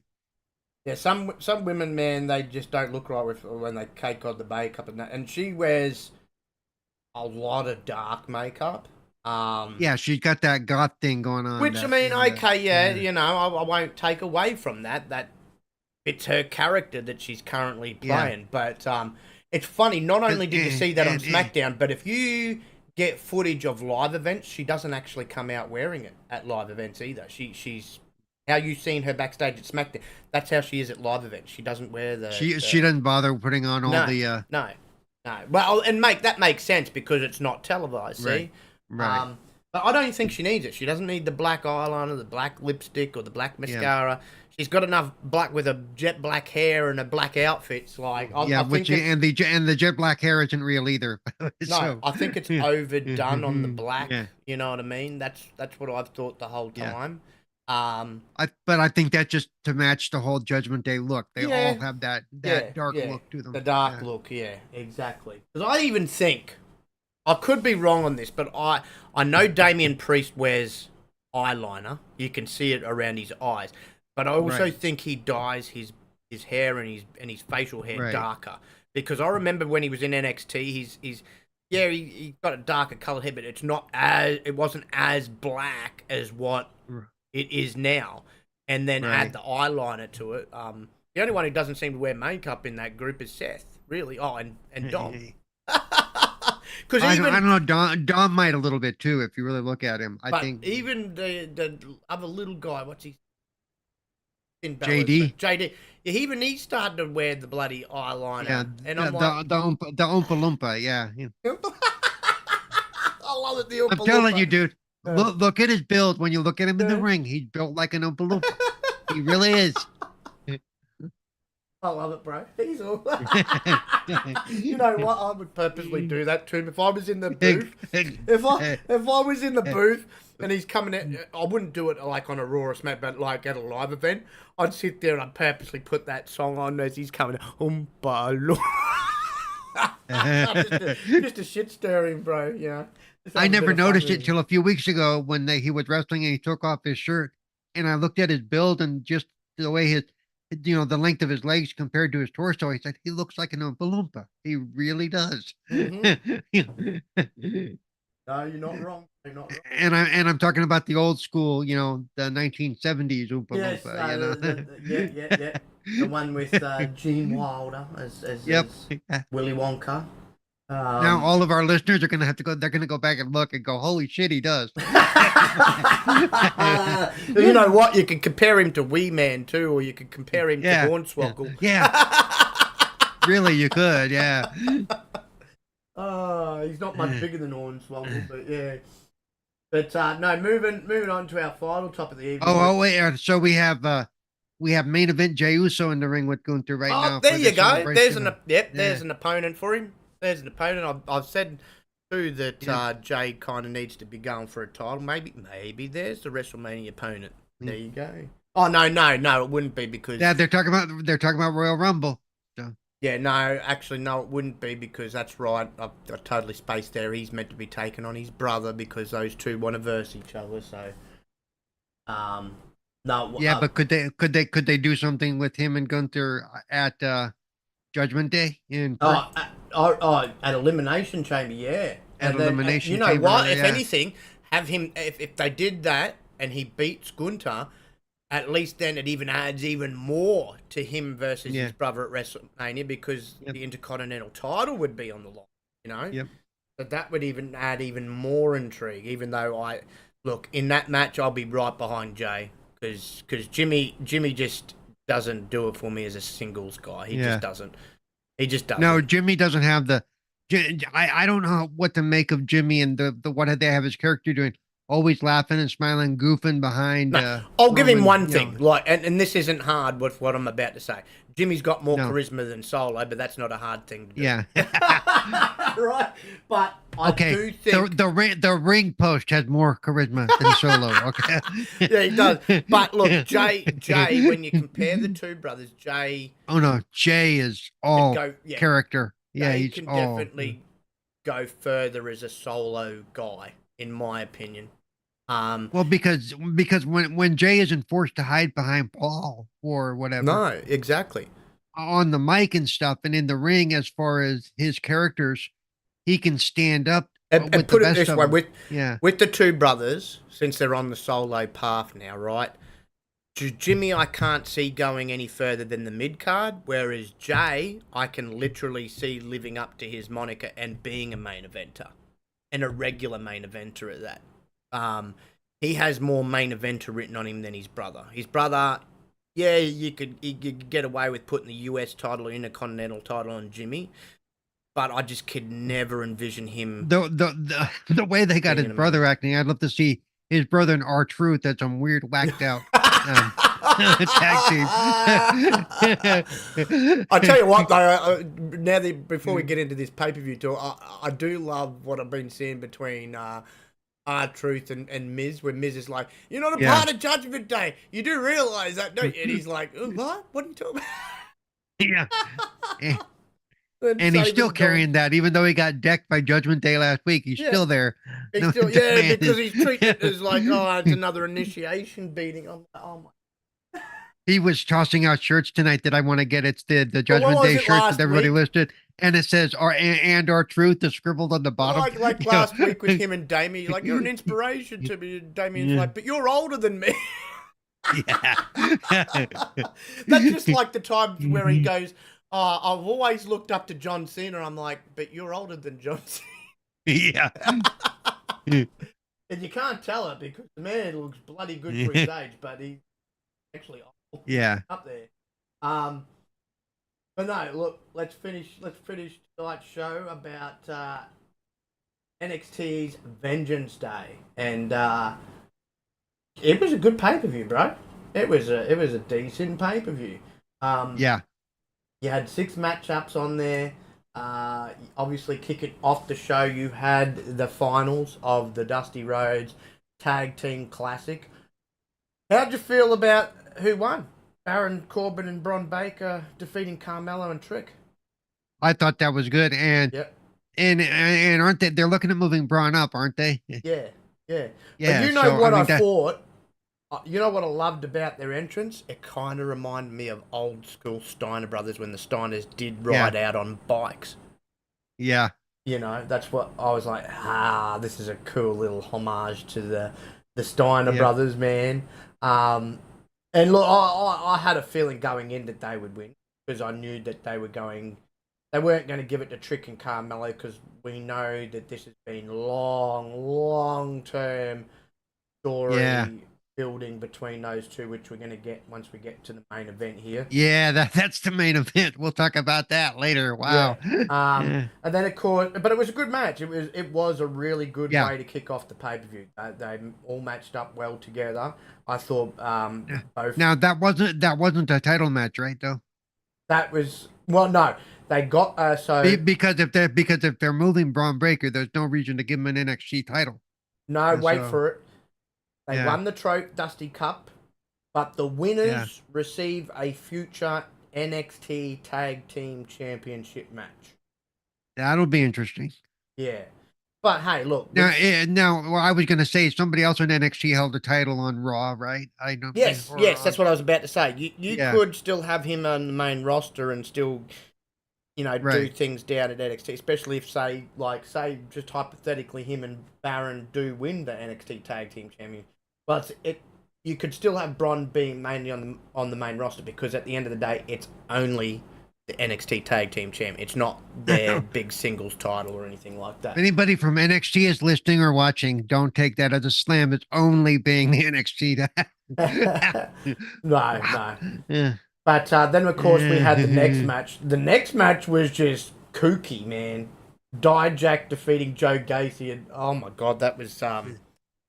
That was weird, man. Everything that Dijak hit him with didn't affect him that much. And even in losing, the facial expression on Dijak when he's looking down at him after he's just pinning. Gacy's laying there smiling. Like Dijak. I know, that was really hard to figure out. That was really, it was like, this can't be the way he's supposed to be reacting to losing. Even the commentators were like, he's smiling, he's grinning. What the hell is wrong? And Dijak's face was so perplexed, like, what the hell? This man's crazy. And I mean, that's where they're kind of going with him. I mean, on the NXT before that, Dijak dumped him off the truck into the dumpster, and he thought he was done and does it. Then he climbs up behind the interviewer and goes, "I'll be there," and then falls back down. Great. But no, it was just it was a good match, but it was a weird match, man. But that, boy, did they hit each other with everything they possibly could hit each other with. And then of course we moved on to the 6-person mixed tag match. What did you think of that? The D'Angelo family with their girl Adriana against that OTM. It was interesting. It was okay. I kind of, to be honest, I kind of lost interest after a couple of minutes, but I think I was just distracted. It definitely. I mean, D'Angelo family, I love them. I love seeing them, and we know Tony D and Channing Dax Lorenzo are really good wrestlers, but the other two just, I don't know, who they were versing didn't really do anything for it, and so I was kind of glad the D'Angelo family won. Now hopefully they can come. That whole group of OTM with scripts and that, it's like, I don't want to be mean, but it just seems like a whole bunch of rejects all put in the one group, and they're just not really getting over or getting any sort of response from the crowd. No, I mean, that was part of it too. It's like, it was. I mean, it was like you'd almost wonder if they were in front of a crowd when they announced them. It was kind of quiet. Yeah, it's just like, are you there or you know, It just, I don't know. I think that's why the crowd just didn't really get into that match as much. Like they got into it when Tony D and that were coming out, and for a little bit when the match started, and obviously clearly at the end because they were happy that Tony D and that won. But yeah, it was just weird, the vibe from the crowd and that. Then we went into, well, what started as a one-on-one match then got turned into a triple threat match for the NXT Women's Championship, where Lyra Valkyria defeated and retained her title against Roxanne and Lola Vice. I thought that was a fantastic match. I mean, it was a fantastic match before Lola came out there between Roxanne and Lyra, man. Like, they pulled out all the stops.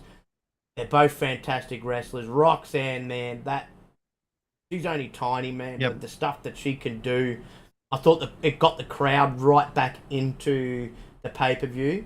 What was your thoughts on that, brother? I mean, it's what I like about NXT. They go hard and they go fast. I mean, it's nonstop with these guys. They don't do this. Okay, I'm going to throw you against the rope. You're going to land, and we're going to take a 3-minute breather while I walk around the ring and be proud of myself. You know, they just keep going and going, and it's like, okay, this is quick. I mean, this is exciting. That's why the crowd gets into it too. I think it's because it's high energy. You know, and it's why I get into the stuff like that. I thought it was a great match. You know. Yeah, no, it was. It was. As I said, after that 6-person mixed tag, I thought the crowd needed something to uplift them again, and that did it. Yeah. And then the crowd stayed right in it for the next match, where you had the new NXT American Champion, Obafemi, throwing Dragon Lee around like an absolute ragdoll, bro. Like a ragdoll. Like, I have never seen Dragon Lee manhandled.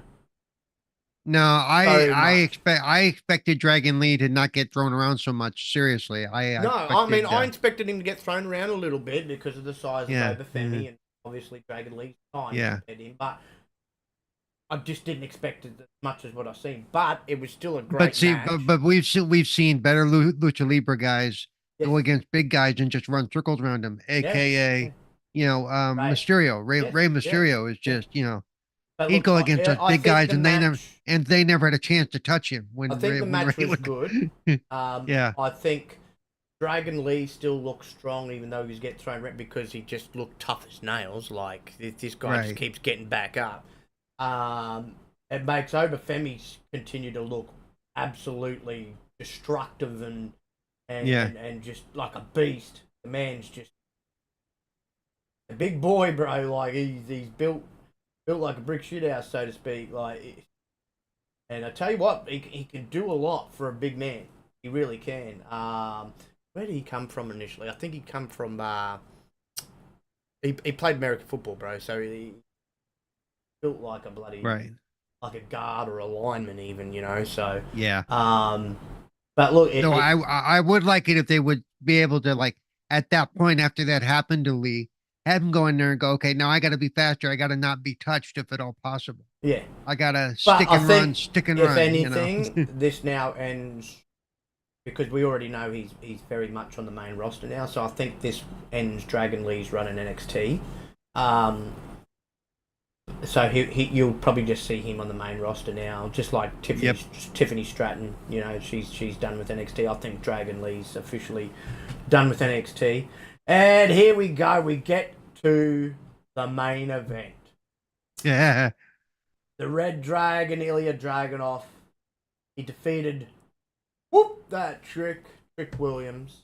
And Trick Williams doing his second match of the night, by the way.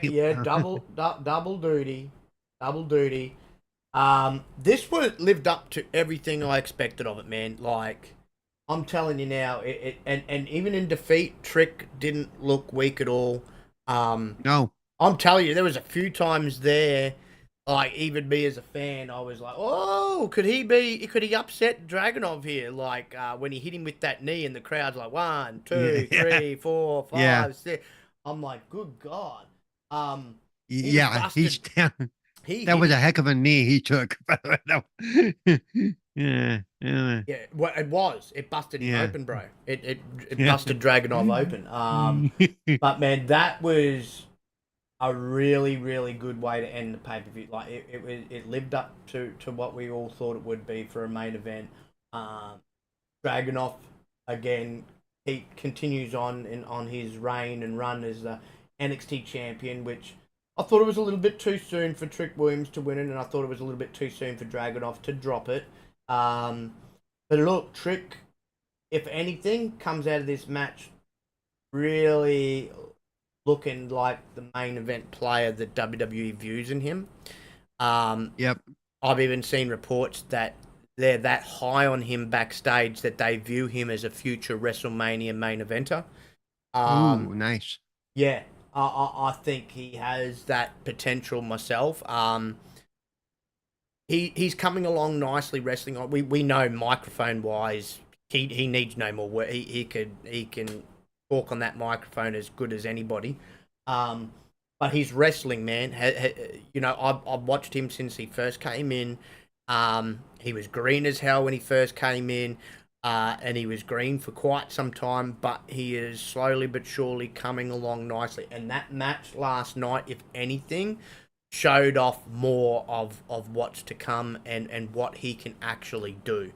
And the confidence is building, which we know that's a big thing with wrestlers, especially with their ability and what they're going to pull off and try and do in the ring. And as his confidence grows, we could see even some more new stuff out of him. I know he trains his ass off down at the Performance Center. And he's another one like Jade. He's like a sponge, man. He wants to learn. He wants to get better. You got to respect and love that attitude. And so, man, he looked really, really good last night.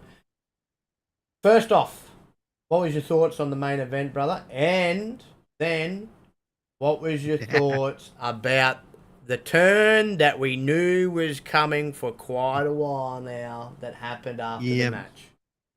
Yeah, the match was great. Like you said, the match was really had you wondering what was going to happen. And it's one of the few matches where they really pulled off. Okay, what are they going to do? What are they going to do? Because there were a couple of times it could have went either way.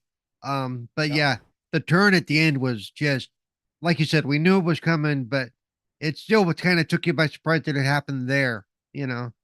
Right. And so yeah, now that we have his buddy is totally turned on him, so we know what the next feud's going to be. Yeah. Of course, if they're moving him to the main event, are they going to be able to continue that storyline? Yeah. Is how effective is it going to be? Because they'll have to split him between brands, won't they? Yes, that's what I think. Like, I think you'll find that this will be Carmelo's last feud in NXT. But he should be I think they'll keep him in NXT, finish his feud, and once this feud's done, then you'll see him fully move up. Fully integrate into the main event scene. Yeah, because they've set up this feud for quite a while, so they better not just go away. Yeah, it's like, oh, we talked about it over the weekend. We're fine. No, don't do that. Yeah.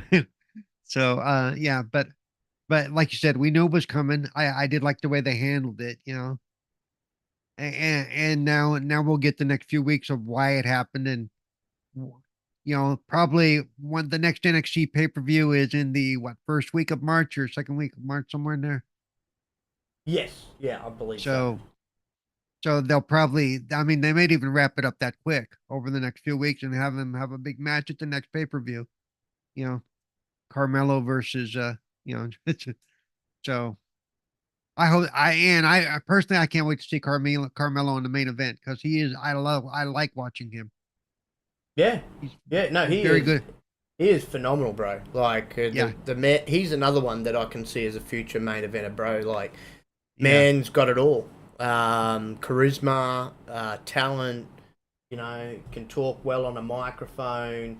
Yeah, man. So I think you'll find he will do wonders once he's fully integrated and up on the main roster.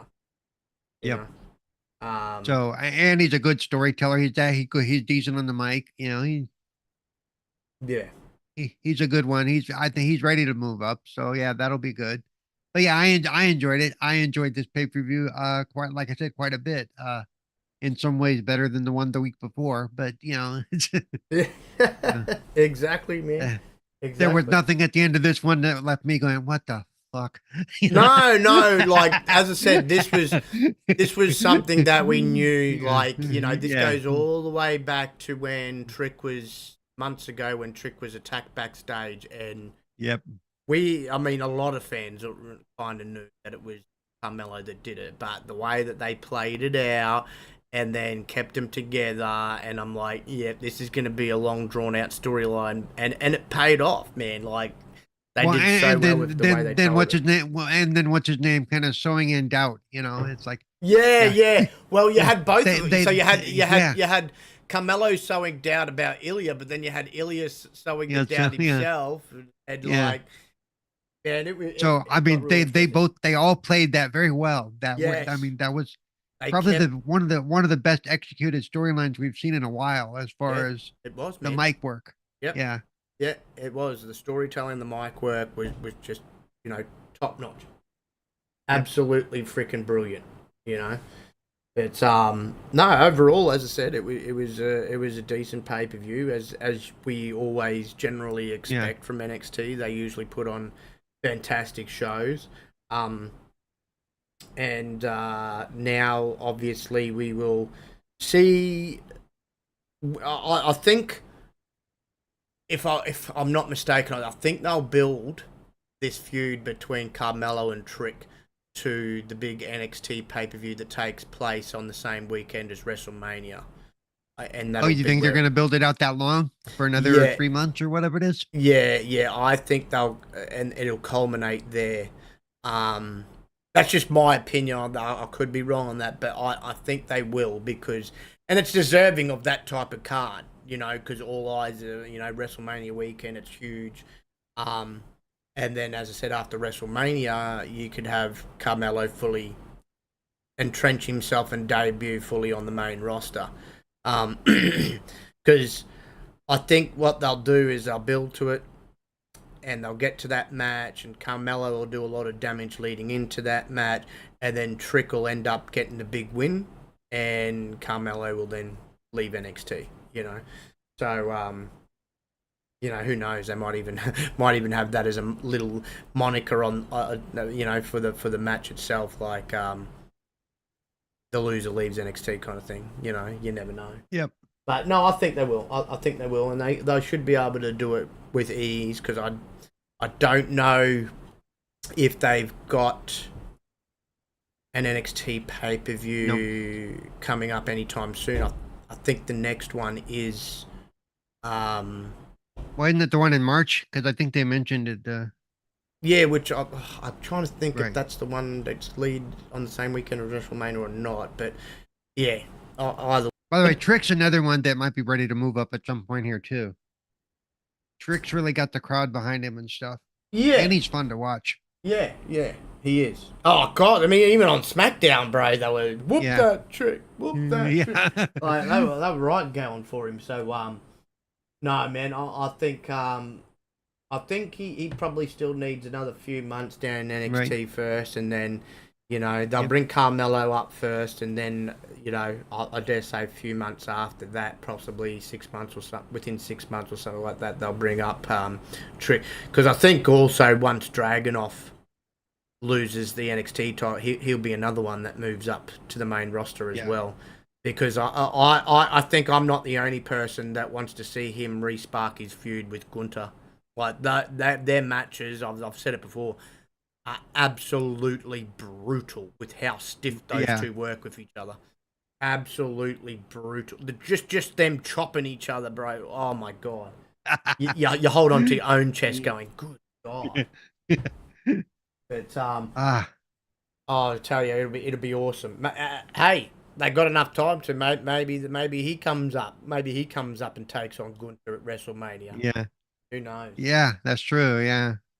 But no, that's all we've got for you this week, folks. It's been an interesting one. Some interesting developments, of course, especially with the whole Rock and Cody situation. But I want to thank is probably going to be an ongoing topic for the next little while, anyway. That and the Vince stuff will be, that's for sure. Yeah. But I want to thank everybody who's joined us tonight, from the Rockin' One to, of course, the legendary one himself, Yobi. As well as the man with the mythical beard, Dreadpool, Tim Air, also up in here. Who else did we have? I've been a couple of others, as well as all the lurkers. And as I can see in the chat right now, we've got some new subscribers to the channel from Cooking Cat, A Hat in Time, and Robert, we got like 3 or 4 new subscribers tonight that I saw pop up. Yeah, so, which is awesome. Carlo will be loving that. But thank you very much for joining us, and I hope you've enjoyed the show. But Paul, did you want to let the fine folks know everywhere they can find you, sir? Well, right now you can find me on Twitter or X or whatever, at Cerebral Paul 1. You can find me Twitch at Cerebral Paul. On Tuesday afternoons, you can find me on Gaming Differently with Cerebral Paul on the Xbox Ambassadors channel on Twitch at 12:30 p.m. Or actually, tomorrow we're gonna I need to run an hour earlier, so at 11:30 a.m. 2:30 p.m. Eastern, because I have we have an interview tomorrow evening that's gonna conflict with my normal time. I don't know what I'm gonna be playing yet, but it'll be something on the Xbox. And it's called Gaming Differently with Cerebral Paul. We focus on accessibility, and if any issues come up, we discuss those. Usually on Tuesdays, I also show up on the Retro Renegades, and I show up on Thursdays on 4GQ TV, and on Fridays with Wasted Replies. I may step away this week for the next week or two, just because I'm not in the mood to deal with all the drama. It's just making me mad. And it's not the companies that are making me mad. But then on Mondays, you can find me right back here with old Spooky, doing the old talking about things I like to talk about right now, wrestling. Yeah, Lisa gets away from Pineapple Powerbomb podcast. Lisa gets away from all the gaming drama right now. Yeah. Phil kind of didn't help that, because he's now making everybody wait a week. But oh well, that is. Yeah, well, they're going to prepare the speech of what they're going to say. But yes, we'll see what they what they what do. happens. Yeah, I mean, I know, like, as I like to say with a lot of things, I mean, this term's used in wrestling too, where there's a lot of Yeah. smoke, there's usually fire, and there's definitely been a lot of smoke pertaining Yeah, to some but rumors. like I said, a lot of the smoke has been fabricated smoke. It's not real smoke. It's just people are jumping on things and jumping to Yeah. conclusions, and people are taking it as fact. Well, So no, exactly. The ones that have been, like yeah, at the end of the day, you got to wait till an official statement. right. I mean, I know Jez has been saying a lot of stuff, and I do know he's got his ear close to some of those execs over He there. does, but he's never always right. Just No, because no, and Jess says I think it doesn't sometimes, make it gospel. Doesn't make it gospel. yeah, I So think sometimes he might blow some things out of proportion a little bit sometimes, or he Yeah. might get in his own feels because he loves Xbox at the end of the day. But look, like I've said the whole time, like these are corporations. They're going to do what's best for their business. I've told people this many a times, and I've said for the longest time, like it might upset some people and that, but look, if Microsoft's, I've said more in the hypothetical sense, if they want to take some of their games to other platforms, they're going to do it. If that's what makes the right business sense. If they feel that they want to change up their strategy, and hypothetically, again, want to make sure I add that word so people don't take what I'm saying as fact, because it's not. I'm saying just guessing here. I'm guessing like everybody else. But hypothetically, if they come out next week and say, we've decided we want to be the biggest third-party publisher on the planet, they're going to do it. That's their decision, and at the end of the day, they've got a lot of money to recoup. My biggest issue is people are jumping on they're doing everything. Everything is going to. I'm like, they didn't say that. They have not said that. Hang on. Hang on 2 seconds. Yeah. Hang on 2 seconds. I'll be back. Hang on.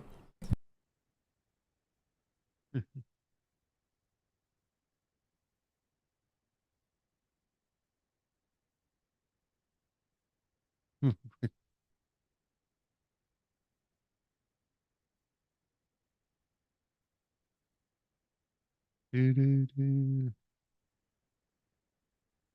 I here talking to myself?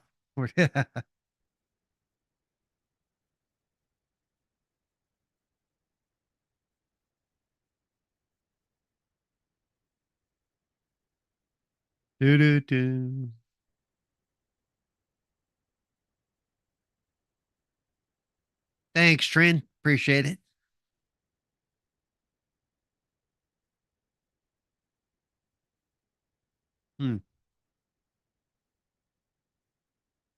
I have no control over ending the show. Hopefully Spook will be back here soon.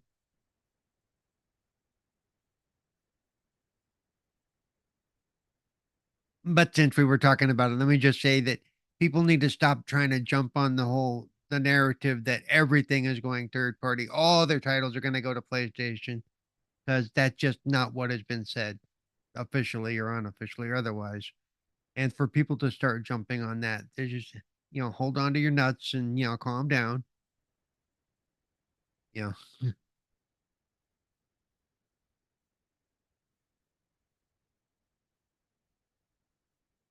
do, do, do. We'll find out soon enough. Initially they said they weren't going to say anything till April. Even I thought, okay, that's a little long to let this drag out. But so kind of like the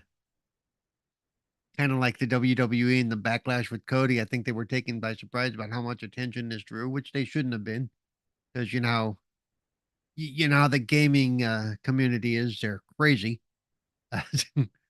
Muy loco, as I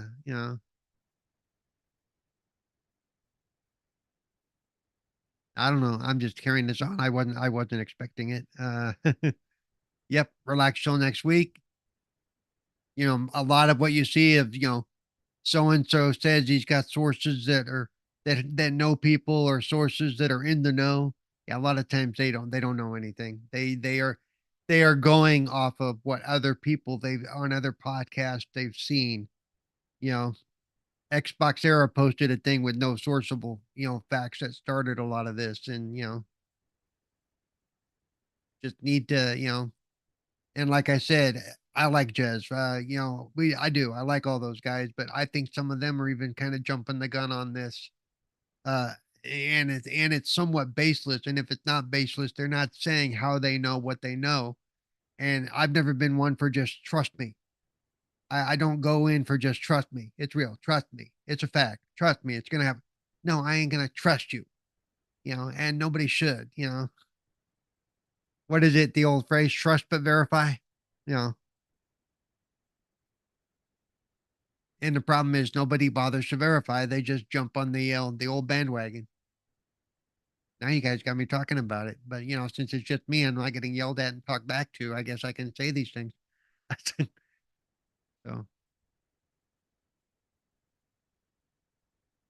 duh, duh. So I'm just gonna say, keep doing what you're doing, enjoy your games. There's no reason to go out and sell your Xbox or drop your Xbox out of a four-story window or run it over, or trust me, the Xbox side isn't going anywhere soon. Yeah. I mean, and if you really want to get rid of your Xbox Series X because of this stuff like this, and you're willing to run it over, burn it, or drop it off of a building, I'll give you my address. You can just send it to me. I will find a good home for it.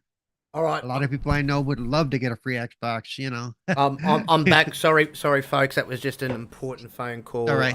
Paul, no problem. Paul knows what it would probably likely be about. Yep. But anyway, and that's why I've been just giving him my point of view on the whole Xbox thing, and doing it uninterrupted was kind of nice. Oh no! Hey, yeah, why not? I don't mind, bro. Like, hey, you have to share the podcast with other people, and so you had your time with your son there, bro. Yeah, I love it, man. No, look, hey, at the end of the day, I'll just touch on it a little more. Like I've said, look, I made fun like over the last couple of days of some of the hardcore fan, but like I even saw it.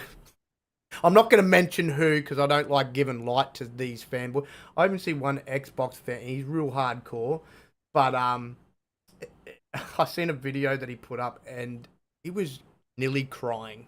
I'm like, are you freaking serious? It's not that serious. Yeah. It isn't, because at the end of the day, look, there's many ways you can game, and even and if I'm being honest, Spooky, I kind of did not appreciate your take on. Well, just buy a PC. Not all of us can afford to buy a good PC. No, look, I was only being cheeky. But look, at the end of the day, look, if anybody can, and I do tell people all the time, you don't have to build one with brand new parts. There is a very good secondhand market out there where you could. You don't even need the latest 4090 or whatever like that either. The only point I was making is, look, I was mainly my post was more taking a shot at the fanboys in the sense of, here you are arguing over these plastic boxes that might play these games here, and on PC, you just play whatever the fuck you want. You know what I mean? Like, you can. That's which is true, but for some of us, it's not a viable option right now, No, no. I mean, the only good thing is that if you get on there, they do have a lot of good accessibility on PC with especially with the different. Okay, this is wrestling, and I guess this it might be important. On Thursday, they're going to have a press conference out of Vegas that they're going to air on Peacock. Oh yeah, that's for WrestleMania. So you're gonna right. So we're probably gonna get some more. Yeah. Yeah.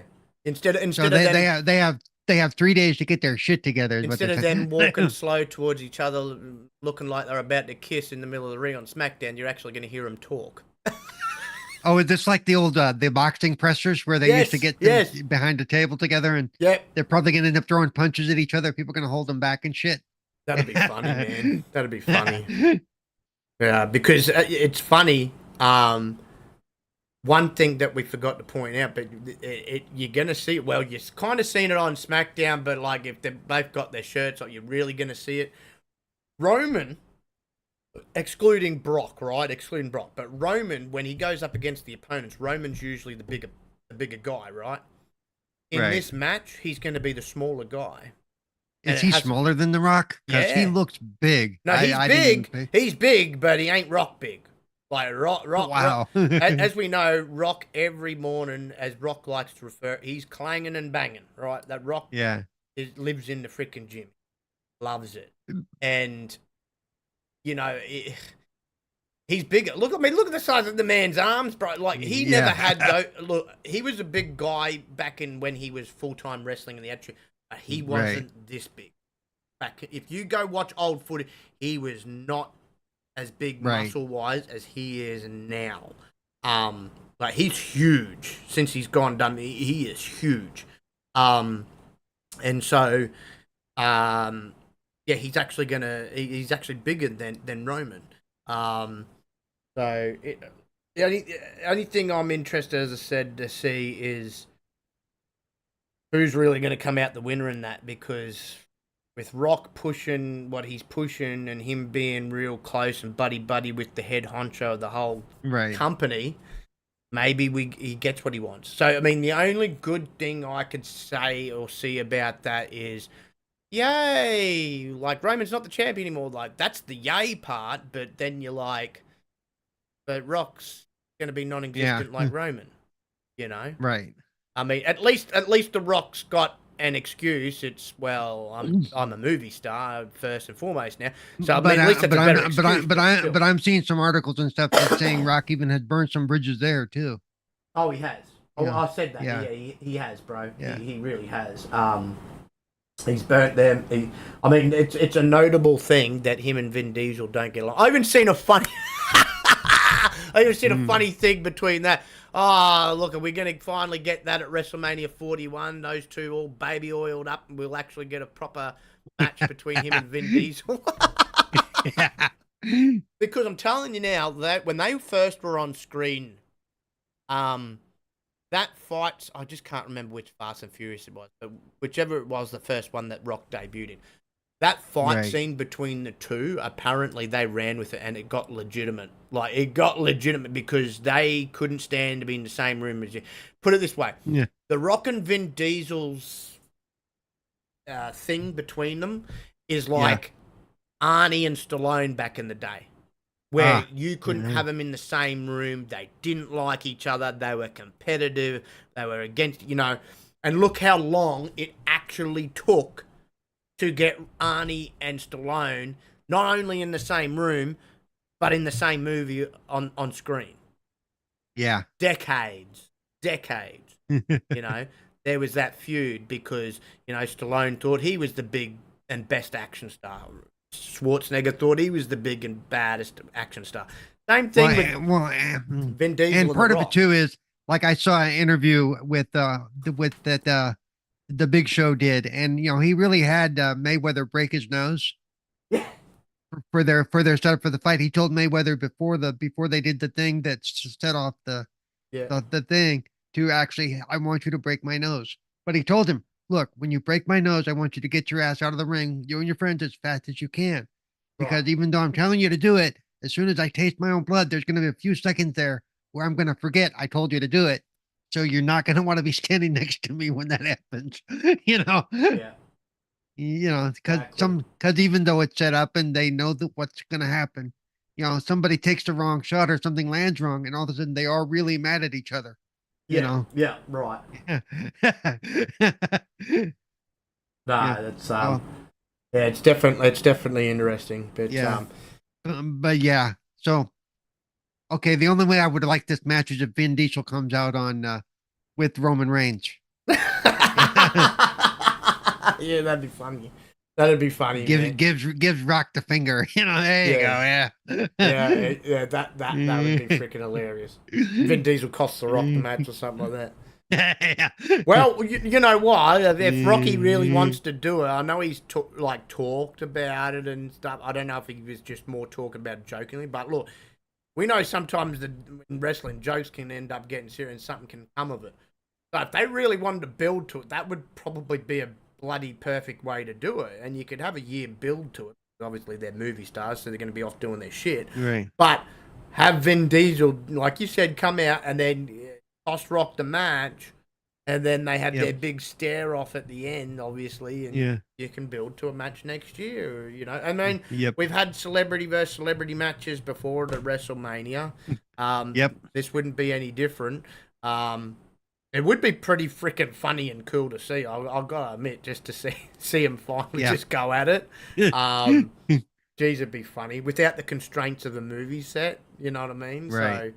So, it'd be funny. It'd be funny. Like they could build, they could build the match around like this is about family, and he ain't family.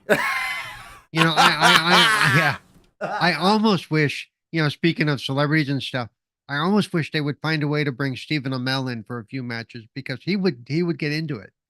Yeah. You know, he's an honest fan, and because of his show, he actually did learn how to wrestle. You know. Yeah, you're not wrong. Not wrong. And he can wrestle. He can actually wrestle. I mean, he's had matches in WWE before. I think he wrestled earlier in the piece a couple of times on AEW. He's wrestled on Ring of Honor as well before AEW bought them. So he's actually had legitimate wrestling matches outside of the television show that I still hope is going to be picked up by another network, which he's still trying to. Who did it? It's CM Punk who showed up on his show, right? As oh fuck, what he the Rabid Ricky or whatever the hell his name was. No, you're right about Ricky. No, it was Ricky Rabies. Ricky Rabies. Ricky Rabies. Yeah, I know. That's what I loved about Punk. I was like, he had the most out there, funniest freaking name. I'm like, Ricky Rabies. Yeah. Oh man. But to his kid, did you bring the blood? Bring the blood. Yeah. Oh my god, man. He actually did really well on there. Well, I didn't know how well he could act in that, but like he did really well. His character was actually quite funny. Have you been watching Adam Copeland as Aries? Have you seen that? Yeah, he's a good actor, man. Like I've seen he's doing a good job. Adam Copeland when he was actually a regular on the show Haven, if you remember that show. So it was a sci-fi type show. Yeah, he became a regular, I think it wasn't season 2 or season 3 of that show, and stayed regular till the end. And he can actually act. He really can. And as Aries, he's doing a really good job, man. So it's good. Consider it. I'll tell you what, he's being used better in TV than he's being used in AEW. I'm telling you. Yep. God. Hey, and he's willing to let a 12-year-old kick his ass on TV. So yeah. Yeah, exactly. Yeah. But no, that's all we've got for you. I know Paul gave his outro. You can find me at Moonman everywhere on the Twitters, on Xbox app, Steam, you name it. And of course, you can find me here every Monday evening with the Cerebral One himself, where we're talking wrestling on the Pop-Up Powerbomb podcast. And I'm sure future episodes for a minute are going to be quite interesting. 2 things that are going to continue to dominate headlines besides WrestleMania build-up, of course. And you can find me here every Wednesday evening with Ryan and Chuck talking games on the Backlog Bastards. But, of course, if you haven't hit that subscribe button for the channel, please do so and hit the notification bell. Be notified when any of us go live, because apart from these 2 podcasts, you've also got the 4GQ podcast that will be tomorrow. You've also got the All Women's podcast that happens on Sunday evening. Tomorrow's Tuesday. No podcast here tomorrow. 4GQ TV is on Thursday. Oh, sorry. Yeah, Thursday. Sorry, we're doing an interview tomorrow, which will air. Which will the day after the day after the Bastards. The women's podcast, I believe that happens on a Sunday evening, unless they change. And then of course Paul and Sunday. Carlo with some phenomenal interviews, and probably more interviews coming up. So do check all that goodness out on the channel. Yep, and Carlo was also at Orlando MegaCon this weekend, and they've been posting some stuff on our pages for the cosplay stuff they saw and some interviews they did. I always love seeing the cosplay videos, man, because he gets some good ones that are dressed up like to the nines, like the characters that be. I mean, I'm telling you. They've done some amazing work. But yeah, he's got a lot of conventions. I know he ran through a list recently of the conventions he's got upcoming. I'm like, man, this poor man's not going to have to sit down to wipe his own butt. Like, and the only reason I don't get to do it more is because I can't get around. I don't have the resources to. Yeah, right. Yeah. At least if I had the resources, I'd never be home if I had the resources. It'd be like, nope. At least we got the man with the plan on the ground for us anyway, and he makes them all, man. I don't know where he finds the time, but he makes them all. Yep. But no, again, thank you everybody tonight. Thank you, Carlo, for behind the scenes work as well. We appreciate you. We appreciate you all. And we hope you all enjoy the rest of your week and enjoy the wrestling for the rest of the week. Enjoy this build up towards, first off Elimination Chamber and then WrestleMania. Until next time, we will see you all real soon. Good night, everybody. Good night.